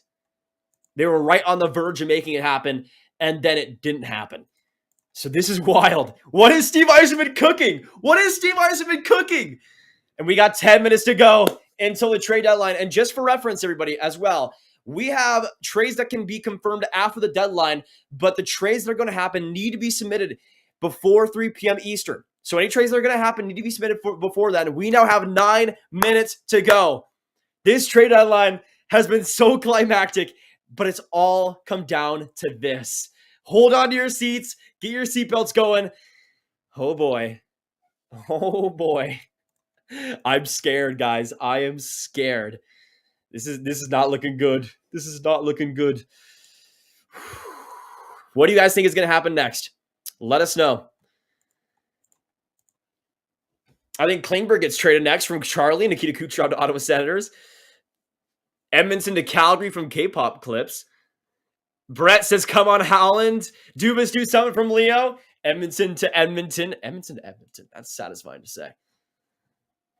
Jillian, what's going on? Good to have you in the stream. Almost 8 minutes. Almost 8 minutes. JVR is not going to Detroit. By the way, from Joe Smith of The Athletic, just getting confirmed, Sunquist to the Wild for a 4th rounder in 2023. So that makes sense. I mean, that's a pretty solid trade for Minnesota. Not too bad. 1 4th rounder going to Detroit for Sunquist, and Minnesota gets their guy while they transport out Jordan Greenway. So, Sunquist is going to Minnesota. Come on, this can't be it. We need more trades. Come on, guys. We need to band together to wake up these GMs, especially Kent Hughes, man. Come on. Come on. Do something. I need it. I need it in my bones. You know what? You know what? We have to bless the Montreal jersey to make something happen, okay? We need to bless it. We need to make sure we channel all our energy into the Habs logo to make sure that Kent Hughes can wake up from his nap and do something. Please. Please. We need to channel our energy all into it. I could get the Canucks jersey too. We need to make something happen here. I'm desperate. I am desperate. We have now 7 minutes to go. Guys, are you ready? Are you ready for the last 7 minutes? Oh boy. I'm not ready. I'm not ready. I'll just tell you that right now. I am not ready. I am not ready. Canes, come on, trying to hunt to the Flames. Yep. Besser to Detroit, says Big Cheese. I think at least you're going to trade the first round pick and someone for a goalie. I could see that, Spriel. I could see that. Yeah, I saw that move earlier, but there needs to be more. There needs to be more for the Habs, not just that 5th round pick. Something else. Something else. Oh, yeah. Put it back right there. There we go. Grab a little off topic, but who do you think wins the Metro? I mean, I think for New Jersey, they got a lot of momentum right now, but we'll see. Yeah, people saying Carlson to the Leafs. I'm not so sure about that, y'all. I don't want to get your guys' hopes up. I'll grab my jersey and do a chant. Saucer, thank you. Thank you. You're doing your part, bud, and I appreciate you. I appreciate you so much. You know what? You know what? Because I want Vancouver to do something. I need Vancouver to do something too. We will bless the Vancouver jersey as well. We need to channel energy. We need to channel it all and then just bring it. Bring it to Vancouver. Okay, we need something. Brock Besser, JT Miller, doesn't matter. I need it. I need something to happen. And if Vancouver doesn't, I'm gonna I don't know what I'm gonna do. I don't know what I'm gonna do. But my spicy take is that the Habs, if they don't do something, I'm gonna be furious with Ken Hughes. I don't think the Leafs are getting a goalie. I think Wall is ready for the show and could push Murray out of the job. We'll see. I mean, they could be confident in him. I want this year to be 1967. We'll see if that happens. Man, what is going on? We have 5 minutes to go and nothing has happened. Come on, guys. Oh, GMs, I am so mad at you guys. I am so mad at you guys. I'm not going to give you guys Christmas cards, okay? No Christmas cards for any GMs, okay? The first GM who makes a trade right now after this will get a Christmas card from me, okay? They'll be the first one to get it. They'll be the first one to get it. And I'm just saying, many people love them. Maybe many people adore them. Oh, Troy Stetcher to Calgary from Arizona. Brad Treliving, you have been redeemed, my good sir. You have been redeemed. Troy Stetcher is going to the Flames. We have a trade to announce. It's just the Calgary Canucks at this point now. It's just the Calgary Canucks at this point. But finally, the hockey gods have answered us and have given us Troy Stetcher to Calgary. I'll take it, man. I'll take it. Okay? I'll take it. Troy Stetcher ain't that bad either. In a limited role of Arizona, I think he can do something maybe as a fifth defenseman for Calgary, sixth guy. He had some depth of that defense. Not too bad. In terms of his cap right now, Stetcher makes $1.25 million, is a rental, so he won't be costing much after this year. But this year in 61 games, has 7 assists for 7 points. Has done decently defensively for Arizona. We'll see what way they want to use him in Calgary. But another former Canuck going to the Flames, which is so funny, by the way. But we now have 4 minutes. Guys, what is going on? What is going on? Hey, we blessed the Canucks jersey, and a former Canucks player just got dealt. So maybe we'll make it happen. Not sure if that trade matters for Calgary. Yeah, it's not going to move the needle too much. I'd assume maybe like a 4th rounder. By the way, from Jeremy Rutherford of The Athletic covering the Blues, barring anything unforeseen in the last 5 minutes, the Blues deadline work is done. So don't expect a Colton Parayko trade or anything like that. The Blues are done for this year, both with Parayko and Thomas Greiss, it looks like. So no trades coming from St. Louis. No trades going for the Blues. They're likely to be done. 3 minutes. Come on, NHL GMs. Brad Treliving and Armstrong just got Christmas cards, okay? Kyle Dubas, friggin' Kent Hughes. I know you guys want one. They have glitter on them. They have these great fonts on them. They're all sparkly. Dude, everybody wants them. So get some Christmas cards. I'll give you some if you make trades. I need it. I need it right now. Okay? It's not too much to ask. I don't even care if you trade friggin' I don't even care if you trade for friggin' Kevin Rooney. Who cares? Make it happen. Make it happen. 2 minutes to go. Everybody, are you guys ready? Are you guys ready for the last 2 minutes of the NHL trade deadline? We are here. And there has been Troy Stetcher to the Calgary Flames. Oh, man. Come on. We need to manifest. We need to pray. We need to manifest something else. Everybody join me. We need a last-ditch effort. We need a Hail Mary. We need something. We have 2 minutes to go. Please join me in a moment of silence for these NHL GMs to give us something. Okay. It'll happen. It'll happen. All right. So now McDavid's just going to be traded to Boston. Just like that. Just like that. All right. All right. We're expecting it. We're expecting it. Kent, I need you to do something. Okay? I need you to do something. Right now. 1 minute. 1 minute in the NHL trade deadline. Everybody, hold on to your seats. It is here. It is here. 3,000 people in the chat. Stick right here for all the news, all the updates as we get right to the very end of the deadline. And just a reminder for everybody out there, there can still be trades announced after the deadline has officially crossed. They just need to be submitted before the deadline happens. We have 1 minute. 1 minute. Oh boy. Hopefully our work and our prayers did enough. I'm hoping that we made a difference, okay? That's the best we can hope for. We tried our best. We need to make this happen. We are close. 30 seconds. Oh boy. Almost to 3 p.m. Eastern. Patrick Brown from Philadelphia to Ottawa as a last-minute trade. Ottawa makes a move. Okay, Pierre Dorian's on my Christmas. Gonna get a Christmas card. Anybody else? Anybody else? 3 p.m. is here. The trade deadline is over. What will we get coming after this? It is done. Okay. Now let's hope we get these trickle trades. Last year, I remember there would be quite a bit of them. We'll have to wait and see for this. The trade deadline is over.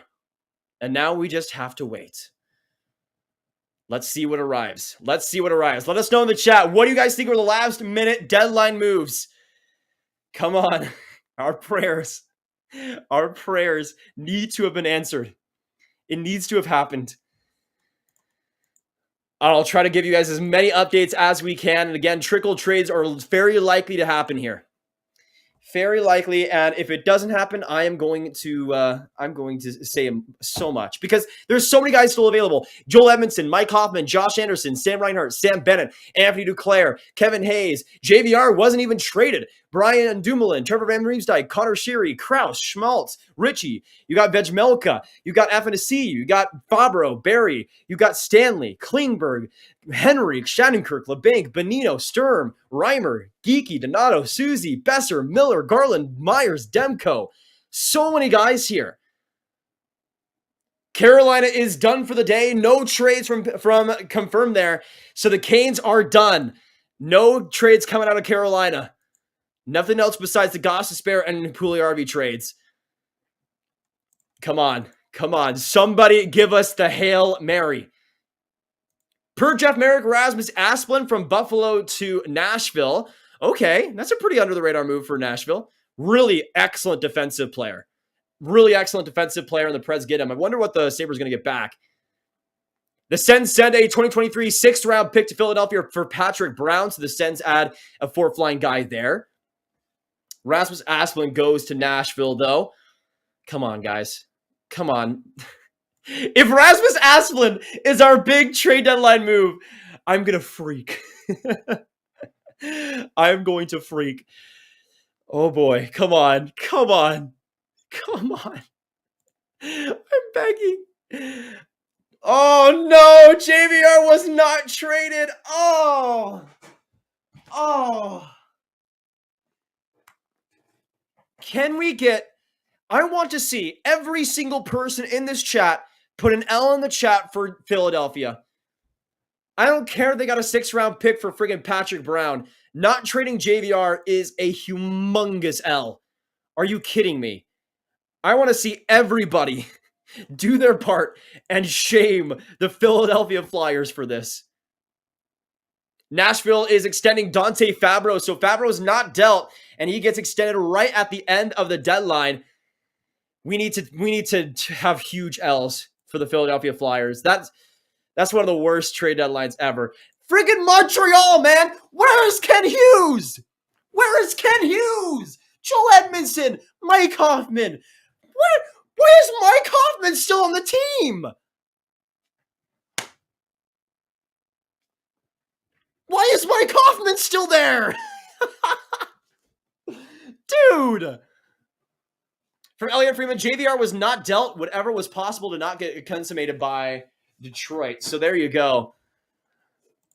Kent, bro, why is Mike Hoffman still there, bro?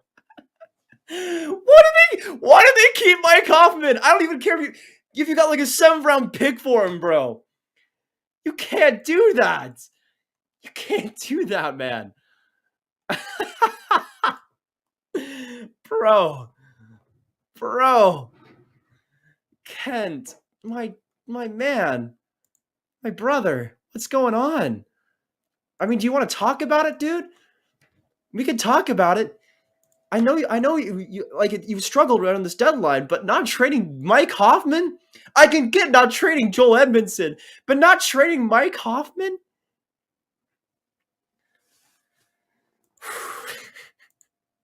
Okay, man. Okay. We'll hopefully get some more trickle-down trades as well soon. I would not assume Montreal is a part of that, though. Let me just check with Eric Engels as well if he said anything. Man, that is crazy. No, nothing from Eric Engels there. Wild. Dude.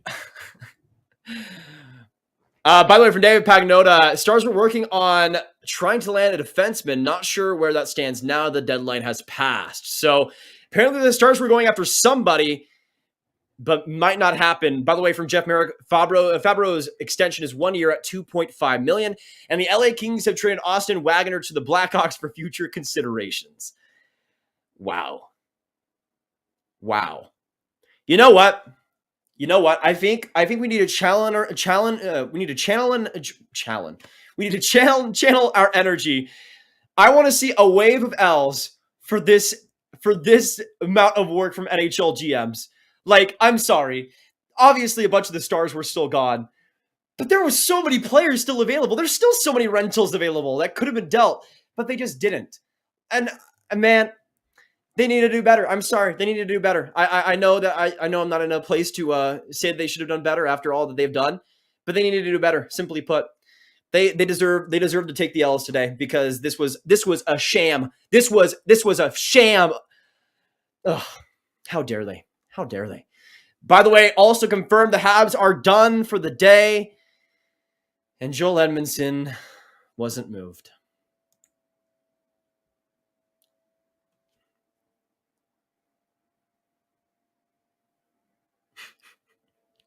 So the Montreal Canadiens will keep Mike Hoffman. They'll keep Joel Edmondson. They'll keep Josh Anderson. They'll keep both their goaltenders. They'll keep everybody. The biggest deal they made was getting Denis Gurianov for Evgeny Dadonov.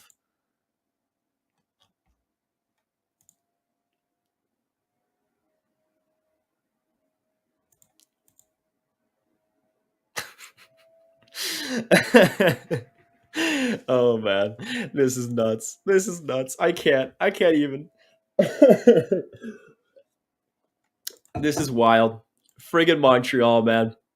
I thought they were here to save. I thought Kent Hughes was here to save the day, but it just wasn't meant to be. By the way, the Preds send a 7th rounder in 2025 for Buffalo for Rasmus Asplund. That's a really good deal for the Preds, I feel like. As just a great defensive bottom sixer, I like that a lot. I like that a lot for the Preds. But dude, the biggest trade we got at the end of the deadline was Rasmus Asplund for a 7th in 2025.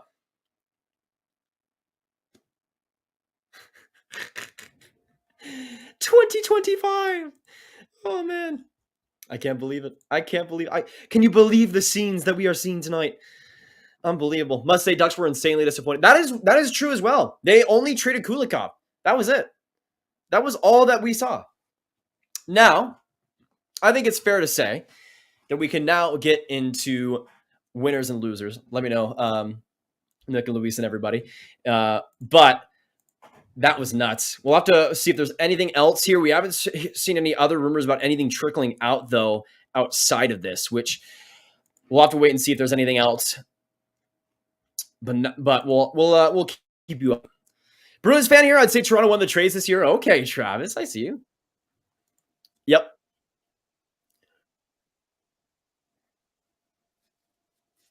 All right. So sounds good. So we'll do winners and losers in about 30 minutes. I want to know from you guys, who are the winners and losers of this year's trade deadline? And we'll talk about it in a bit here. We'll wait for all these trickle down trades because I feel like there's got to be something. There's got to be something here. But the Habs are done. We know the Canes are done. We know the Blues are done. That's all we know.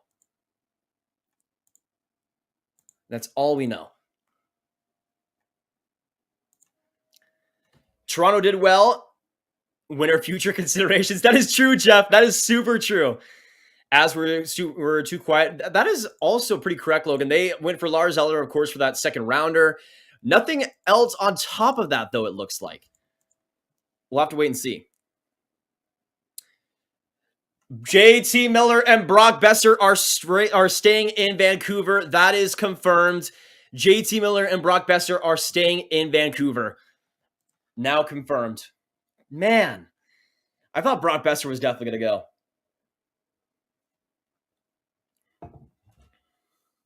Leafs did well, but why did they trade Sandin for a first? No idea.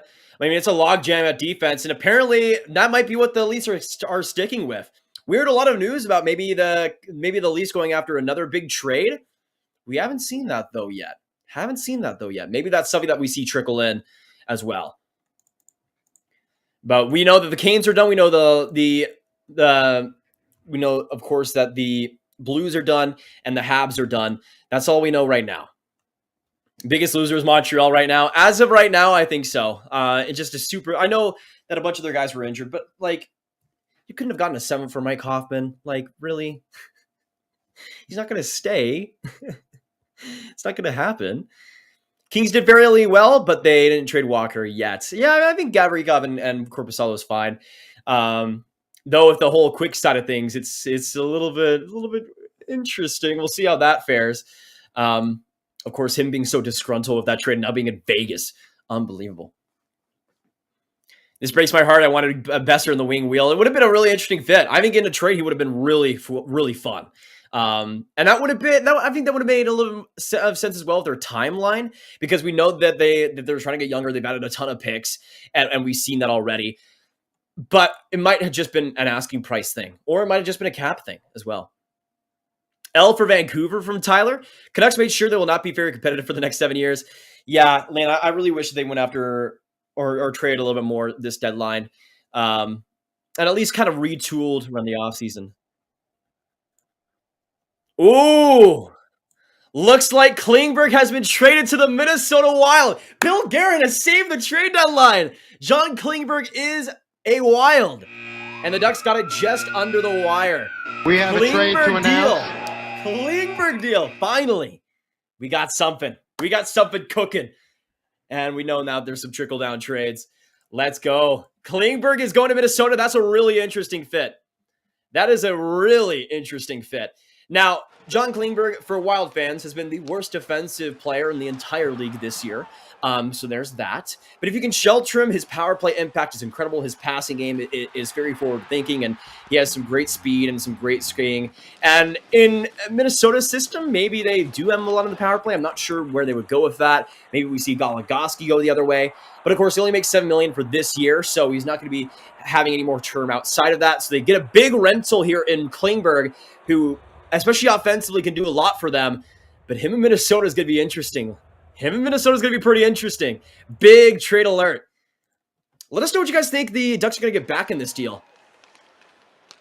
By the way, apparently the Flames are getting Troy Stecher and Nick Ritchie in exchange for Connor Mackey and Brett Ritchie. So the Ritchie brothers getting traded for each other. But the Flames don't just get Troy Stecher, they also get Nick Ritchie, which I think is really interesting for them. Nick Ritchie for Arizona, also rental, makes $2.5 million this year. And in his current situation, I mean, if he's put into like a sheltered, maybe third line goal scoring role, I could see him doing pretty well there. He's been solid for Arizona. Last year in 24 games, got 10 goals. And this year in 58 games, has 9 goals, 12 assists, 21 points. As a bottom sixer, I think Richie's going to fit in pretty well and can bring some pretty great physicality. And then, of course, you have the depth as well with Troy Stecher. And you had solid depth all around the lineup. So we get more there too. So Calgary making a deal. By the way, again, the Elliott trade, Mackey and Ritchie, or for Elliott, they confirmed the whole trade with Calgary. And from Joe Smith of The Athletic, Alex Goligoski is staying with Minnesota, and he wasn't asked to waive his no move. So looks like Goligoski is not going back to Anaheim in the deal, which is a little bit surprising, cap-wise, but looks like Goligoski will be staying. We got more trades, though, coming up, guys. And hopefully it's the first of a few, but we'll see. Klingberg going to Minnesota, though. That's going to be really interesting. And now when I look at their defense, it's kind of going to be all over the place, I feel like. And what they're going to have to juggle, because they got still a ton of guys. Unless they do end up trading a D-man, which, again, Alex Goligoski's not going the other way. Maybe Calen Addison, I don't know about that. But his fit in Minnesota is kind of all over the place. And again, with how bad he is defensively, it's going to be interesting. With Klingberg, he's a right defenseman, and you look at the right defense right now, you got Spurgeon, Dumba, and Calen Addison. So I'd assume Klingberg's maybe on that third pair as like a sheltered offensive D, perhaps. But they already got Dumba as more of an offensive D on there. It's an interesting move. Really fascinating. I don't know how much it really moves the needle for them, especially in the playoffs, but Minnesota does go after a big get. Hunter, what's going on? It is past the deadline, Otto, but that doesn't mean that more trades can't come through, because we get some trades here where the NHL is still putting them through and making it official, so we'll get more news on those. And these deals that we hear after this are probably deals that happen right at the buzzer, pretty much. Where's the Oilers? Not anything right now, Brett. We'll see. The Flames, though, adding some really good depth there. Really good depth. Both for the forward group and the defense. Nothing that's going to shift their chances all too crazily, but it'll definitely give them a lot more versatility. Yeah, I don't know, because I feel like Addison would be a really good addition for the Ducks, but I feel like for just a pure rental in Klingberg, I'm not sure if Addison's going to be the guy. maybe a third rounder and something on top of that. But again, the trade deadline is not over, guys. It is not over. We still have more to go. John Klingberg to Minnesota, right like 10, 12 minutes after the buzzer. And we're going to get more here. We're going to get more. But yeah, Minnesota getting Klingberg is wild. Absolutely wild. Well, no pun intended, I promise. No pun intended. I'm so sorry. I'm so sorry. Let us know, though, what other deal happens. What's the next trade that we hear about? Is there any other trades that happened right at the buzzer? Let us know, guys. We got John Klingberg in Minnesota. We don't know what's going to happen next. But I would assume there's going to be still a couple more depth trades at least.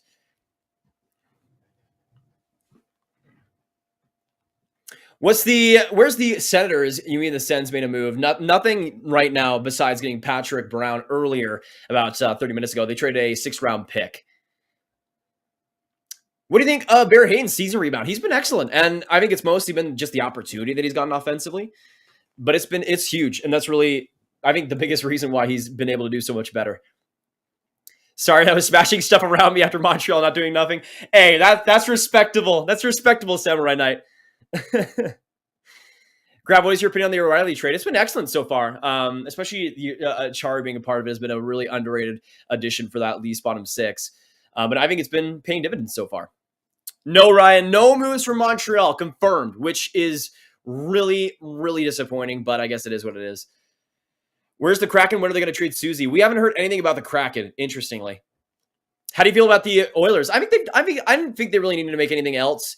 Any other moves? Ekholm has been an excellent addition on the defense already, and I think Bukestad's going to fit in pretty well in that bottom 6.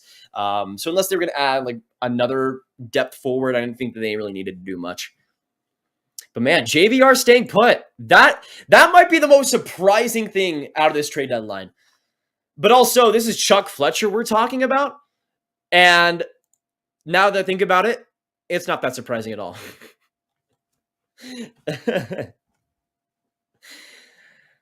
Now that I think about it, yeah, Chuck Fletcher not doing anything.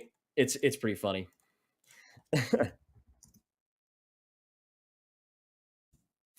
But honestly, I feel like we're still in for a couple more moves after this.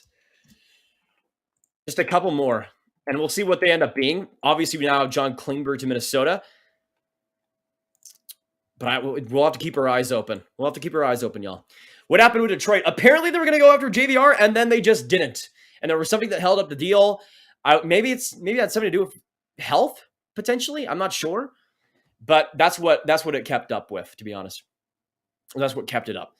Has there been any moves from Colorado? No, Grant. Interestingly enough, looks like Lars Eller is the big move for them. It was really rumored that Colorado was going to be in on JVR, but obviously that didn't end up happening. So disappointing, missed opportunity from the Habs. Absolutely agreed, Ryan. They had so many guys they could have traded. So many guys. And tons of players, too, that just don't need to be there anymore. Any Leafs news? Not anything, Heidi, which also really surprised me. Because I feel like we heard so much leading up to this deadline about how there was another move of Kyle Dubas. And again, there might still be right at the buzzer. We'll have to wait and see. Snipes9, hello, how are you? I'm doing very well, Snipes. Good to have you tonight. Or I guess this afternoon. Trade deadline equity, and it did max, but that doesn't mean that trades can't happen after, because they have to go through the NHL registry and get confirmed too. So there could be moves here that are getting held up that we don't know about. Right now, we're 20 minutes after the deadline. Still a lot more that could happen, though. JVR going to the Kraken? No, it doesn't seem like it. It doesn't seem like there'll be any move of JVR, disappointingly. How about them Canes? Dust, I am unhappy to report that they did nothing tonight or this afternoon, and that was confirmed as well. They have stayed put and not made any moves.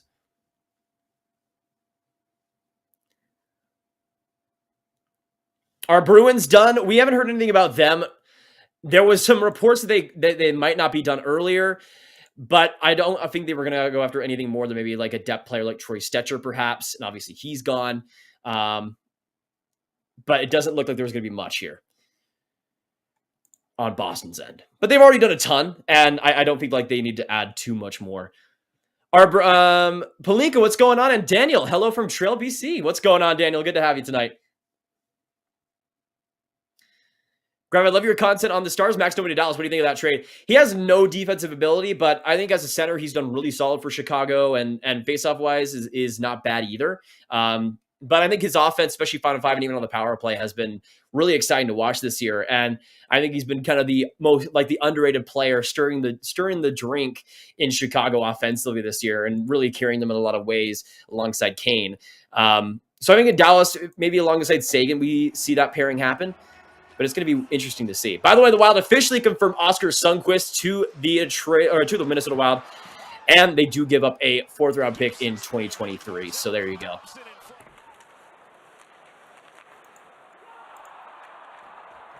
Anything happened with Besser? No, nothing with Besser. Nothing with JT Miller. Looks like nothing really all that much with Vancouver either, which is wild to think about. And with with what they've done already, it doesn't really surprise me too much. But we'll see. Toronto need another left winger.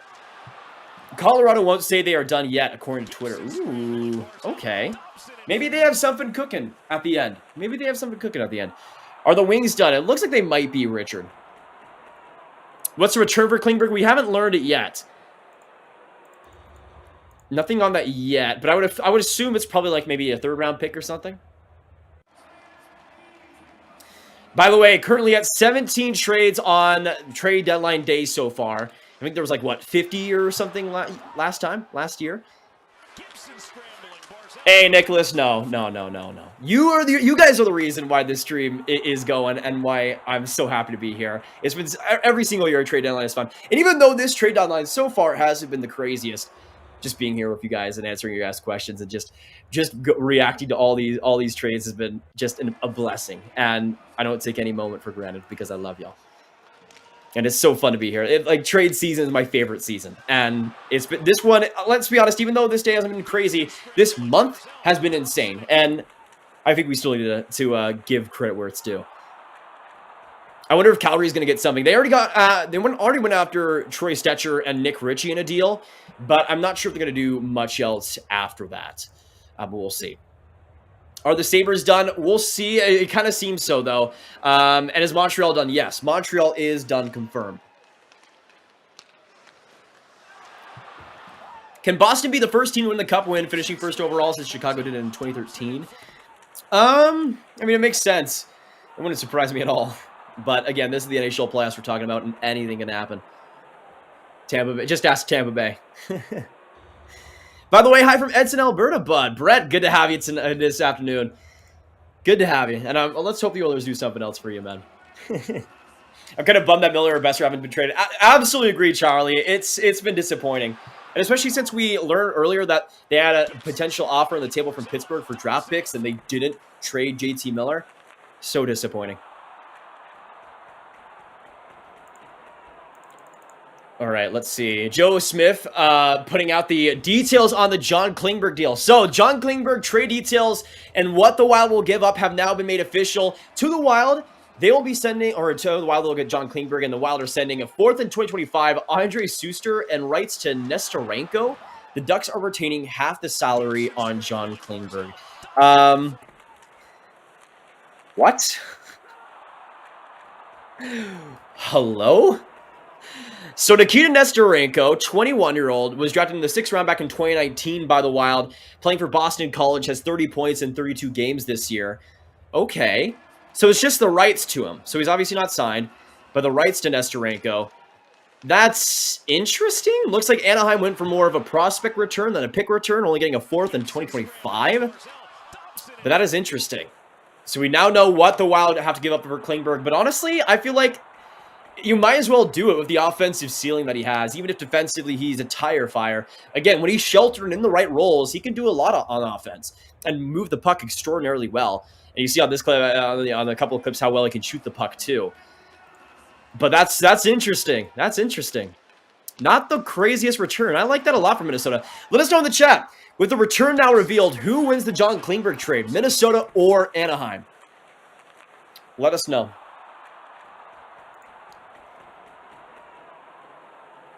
Hey, Zach, good to have you tonight. Or again, this I keep saying tonight. Why do I keep doing that? Good to have you, Zach. Appreciate you coming in. What will I do? What line do I play on the Stars? Drop Dahlia on Marchment to the fourth line, Dadonov. Maybe Marchment. I'm not sure what the Stars end up doing with their lines. It's kind of all over the place. From Michael Russo as well, there has been talks in recent weeks that Nestorenko didn't plan to sign with the Minnesota Wild. So the Ducks do get someone there that they, that the Wild weren't going to re-sign there from the NCAA. So that's interesting. That's interesting. And for Anaheim, they also, of course, traded Henry Thrun, who was not going to sign with them, to the Sharks. So they kind of exchange NCAA players there. Dallas wins the Klingberg trade as they didn't get him back. Henny, you are very correct on that. You are very correct. I think he turned down like a 7x7 offer. Whew.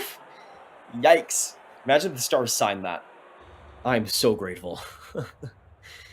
He has not played that great in Anaheim. I mean, it's Anaheim, but also like having a 1-year tryout deal and he's played this badly. Not ideal.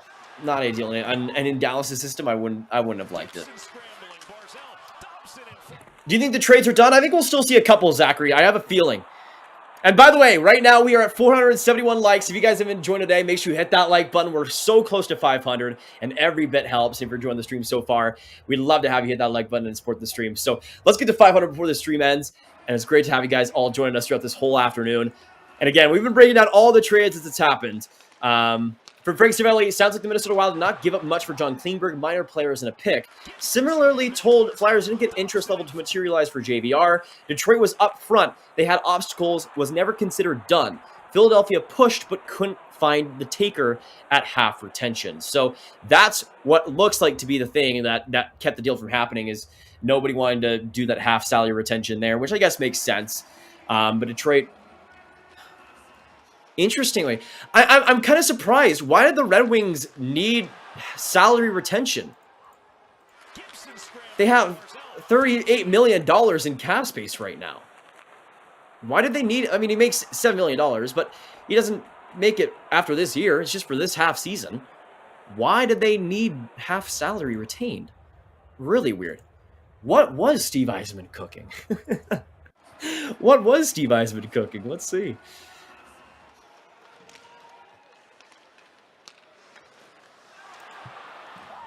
He just made so many mistakes to go unnoticed on the broadcast. Yeah, I could see that. He has a knack for kind of making those big mistakes that are big blunders. Are Kraken still aiming for Riemsdyk? No, Tim. Riemsdyk has not been traded. We know that. Best player of the day, value-wise, is Verona. He's an impact player on a fairly good contract, and they give him, was a 4, yeah, or a 7th. That's the thing, though, is that, yeah, there was 50% of salary retained by by Detroit, which is pretty weird to think about, interestingly. And I think for St. Louis, it's a deal that, I mean, there's obviously still risk there. But if he turns back even half the clock, I think that he can still be pretty solid in a scoring role for the Blues. Anyone still surprised the Leafs didn't flip the Boston first-year haul? I am absolutely shocked. Can we talk about that for a second? Can we talk about that for a second? The Leafs didn't trade Hall. Looks like they haven't traded anybody on the defense. Looks like they didn't trade that first-round pick. Now, it could still be a trade at the draft or something, perhaps. But as of right now, it looks like the Leafs hadn't done anything today. Which, I can't be the only one surprised by that. That's really wild. Huh. No Leafs trade. No Leafs trade. I feel like all this time we were talking about what we were going to see with the Leafs, and I guess just nothing materialized. Man, first time watching, I appreciate your energy, man. Appreciate it. I mean, it's my favorite time of the year. It's my favorite time of the year, so it's an honor to be in front of you guys and break down all these trades as they come. I'm a Wings fan, exhausted for the last couple of days, VA. I don't blame you, man. At all. Verona is a mystery box, for sure, Eric, but I think for the Blues, I mean, they're not... they've already traded a bunch of salary, too, so I think they're also a team that can afford to take that on. Yeah. Okay. Here's the thing. Let's assume that Toronto has made no other trades, okay? No trades on top of this. The defensemen they still have are Morgan Rielly, TJ Brody, Justin Hall, Jake McCabe, Luke Shen, Connor Timmins, Mark Giordano, Eric Gustafson. What? Like, they still have 8 guys. They still have all these guys. 9 guys. 9 NHL quality defensemen that can all play in a 6th role at least, I would say. And they're keeping every single one of them.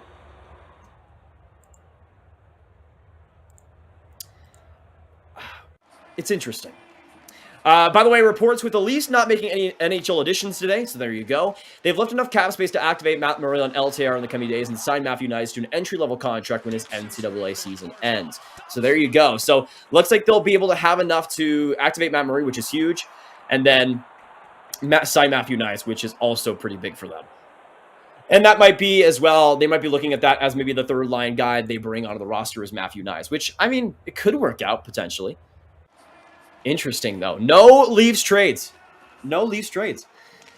All right, we are now 30 minutes after the deadline, and I would assume most of what we've seen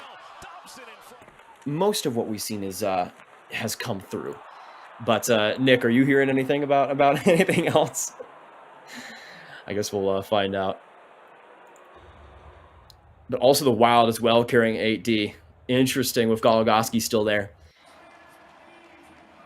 Penguins as well having 8D, man. This is so weird. I guess a ton of teams just want to have that depth, I guess. Interestingly. Yeah, I guess we could potentially get to winners and losers pretty soon here. How Grav, just watch what was that, Nick? Okay. All right. I think we'll go maybe a couple more minutes without anything, and if that happens, then we'll go into official winners and losers. And I got a few this year. But let us know in the chat, who do you guys think are the biggest winner and the biggest loser out of this entire month? Because there's so many options on both sides for me.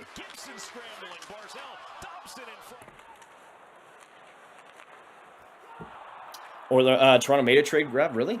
Today? Of consequence? Grav, is Carolina done? Yes, we did get confirmation from Carolina that they are done tonight. Kid, Verona is going to St. Louis, and Nemestikov is going to Winnipeg. So that's all we know right now. Ooh, man. Wild. Grav is a Habs fan. I think Montreal lost the deadline. Honestly, I could definitely see it, man. It's weird. All right. I think Nick will be going to winners and losers in like just a few seconds here because I want to get into my thoughts. So let's officially get into the winners and losers of this 2023 NHL trade deadline and really this entire month, because this wasn't necessarily a trade deadline. This was really more of a trade month, if we're all being honest. So I think it'll be interesting to see what we see trickle out. But as of what we know right now, there are so many different winners and losers, and some major ones too. For me, maybe the biggest winner of this trade deadline, though, is the Nashville Predators and what they were able to do this entire month with guys they weren't going to keep all that long term. But you look at their prospect cover right now, they have in the next 3 seasons 5 first-round picks. They got 6 second-round picks. They got 5 third-round picks. They got 6 fourth-round picks. And that's with trading guys like Tanner Jeannot and Matthias Ekholm and Niederreiter and Mikael Granlund. Not substantial guys besides Matthias Ekholm, really. But he was obviously getting a lot older, and that was a trade they were going to make anyways. But considering what they had to deal with and what Poyle also was going through as well, announcing his entire retirement and then having this type of trade deadline, it was an absolute win, even if there wasn't much of substance on the actual trade deadline day itself. Another big winner for me is the Boston Bruins, a team that, although they didn't add as much depth as maybe some people would have liked today, the trades that they did make have been excellent. The Orlov and halfway deal has been already paying so much dividends. And Orlov in 4 games is 8 points, has been terrific offensively for the Bruins, and Affaway is going to bring that great grit in the playoffs. And then you have Tyler Bertuzzi, who, when healthy, is going to be monstrous with this Boston team. And they made the exact type of moves that I wanted to see them make, bolstering that depth, bolstering that middle six, bolstering that defense just a little bit more, and truly solidifying themselves as not just the best team in the NHL, but truly better than everybody else and a complete tier of their own. As for another winner on top of this, I think a team like Edmonton did pretty well with the moves they did make. You get, of course, Nick Bjugstad in a recent deal of Arizona, and as a bottom six center who can provide some defense, physicality, and some solid scoring touch. I think he's excellent for them at a low cap hit, of course, with Arizona retaining 50% as well. And then, of course, you got the big one in Matthias Ekholm, which even though they did pay a decent chunk for, and even though he does have a big cap hit, that term is necessary. He's not just for this year, but that two-way game, that puck-moving ability, and that strong defensive game, and strong being the key word here, strong in every single way, that's going to really take Edmonton up to that next level. And considering the lack of Colorado moves, I think Edmonton did exactly what they needed to and might be the favorite in the Western Conference right now. But I want to go into some losers here and some teams that I think did way worse than they should have. The first team here is the Philadelphia Flyers. We saw Patrick Brown being traded for a 6th-round pick. I mean, that's not what you want to see if you're Philly. No JVR trade, no Kevin Hayes trade, no trade anywhere else on the roster besides Brown, Patrick Brown, of all players. And this was a Philadelphia team that had nothing to play for. They're not going to make the playoffs. They're not going to do anything. This was a year to kind of retool a little bit. And I know Philadelphia doesn't like those type of words, but it was the type of year to bring in some picks, and they just didn't really do that. They brought in a 6th-rounder. Whippy, congratulations. Another big loser for me is the Montreal Canadiens, and I know they had a lot of assets that were injured here, but no Joel Edmondson trade, no Mike Hoffman trade, no Josh Anderson trade, and I get wanting to keep players. I get wanting to keep veterans around, but I felt like a Mike Hoffman deal could have happened at least. A Josh Anderson trade, this would have been the perfect time to trade him right when his value is still probably up there and you still have GMs with the benefit of the doubt with his strength and his scoring ability. This would have been the perfect time to get it done. And that just never really materialized. And there was a couple of solid trades. Yes, the Denis Gurianov trade a lot was decent, and getting a 5th-round pick as a broker in the Nick Bonino deal is solid, but it just didn't really move the needle as much as they really wanted to. And especially on the Edmondson front, we heard a ton of interest and nothing materialized, which I think is pretty disappointing. Another big loser of mine, and to me, maybe the biggest loser, is actually a team you might not think. It's the Florida Panthers. We saw them make absolutely zero deals of substance, and we heard as well there was going to be some rumors around Brad Hogudis and Sam Reinhart, and potentially they would sell a little bit, but we never saw that. They don't have their 1st-round picks in 2023, 2024, 2025. They don't have their 2nd-round pick in 2024. They don't have their 3rd-round pick this year, and this is what they're icing onto the ice. And they're not going to make the playoffs most likely. All the momentum has been stopped recently. And you look at teams like the Ottawa Senators and the Pittsburgh Penguins and them getting as hot as they have and Florida's chances right now, and they're not looking good. They could have bought at this deadline, but they didn't. They could have sold at this deadline, but they couldn't. And they put themselves in an extremely weird position where they're not good enough to contend, but not bad enough to really do much, and also don't have the picks to be bad either. And that, to me, is maybe one of the most disappointing parts for Florida, is that this team probably should be a lot better right now, but they just aren't, and didn't even really make the moves that they needed to get it done. So those are my winners and losers for the 2023 deadline. There are a couple of teams I could have mentioned. I think St. Louis did quite a bit, as well as the players they did deal, and did get quite a bit of value back as well. I think Carolina could have done a lot more, even though Puljujarvi and Gosper are nice. I think they're starting to get a little bit outclassed in that Eastern Conference right now, and that could maybe pull up to another disappointing, maybe 1st, 2nd round exit for Carolina, which is exactly what they don't want to have happen. But those are my winners and losers. Let me know what you guys think down below. Of course, hit that like button, hit that subscribe, and hit the notification bell. And thank you guys for watching. I'll see you in the next one, and goodbye. But that was for the video, y'all. And we'll have that video with the winners and losers after the stream. But thank you guys for joining us. Let me know what you guys think about my winners and losers. What do you guys agree with? What are you guys thinking? It's just a weird situation this year because we really didn't see that much on deadline day. We really didn't see that much. Also, Shauna Goldman saying Gustav Rydal going from New York to Colorado for Anton Blythe. Really minor trade there. But man, I'm just so disappointed for Montreal, man. So disappointed in Montreal. Unbelievable. But thank you guys so much for joining us for the trade deadline show.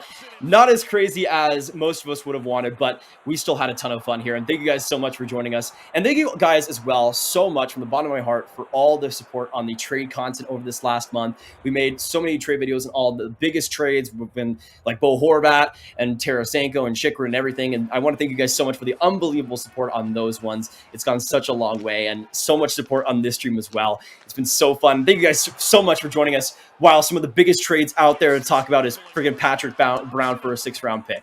Appreciate you guys so much and sticking with us.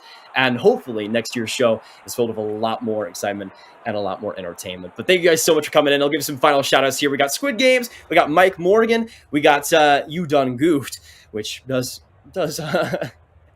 perfectly exemplify the Philadelphia Flyers right now. We got John, we got Calgary, we got Dunbar, we got Ben, the prop, we got Paul, we got Derek C, we got Jiggy, we got Kitzel, we got Brett, Kendall, Ryan, LL77. Thank you guys all for joining us tonight. Again, I keep saying tonight. This afternoon. Appreciate you guys all for being here throughout the stream, and everybody that was here from the first few minutes and still here today. And right now, I appreciate you guys so much. But thank you guys all for the support and all throughout this entire stream. And I appreciate you guys so much. Yeah, Nick, are we good to go now? All right. Thank you guys so much for joining us. Appreciate you so much. And thank you guys for joining us for the 2023 NHL Trade Deadline show. Let's hope next year is much, much crazier. But thank you guys so much for having us. And thank you so much for giving your time to us here on the Sportsnet YouTube channel. It means so much, and I hope I could entertain you as much as you possibly could be. But appreciate you guys all ton, and I'll see you in the next video or stream. Have a great day, y'all. Have a great trade deadline day. Hopefully your team did pretty well, and we'll see you in the next one. Goodbye.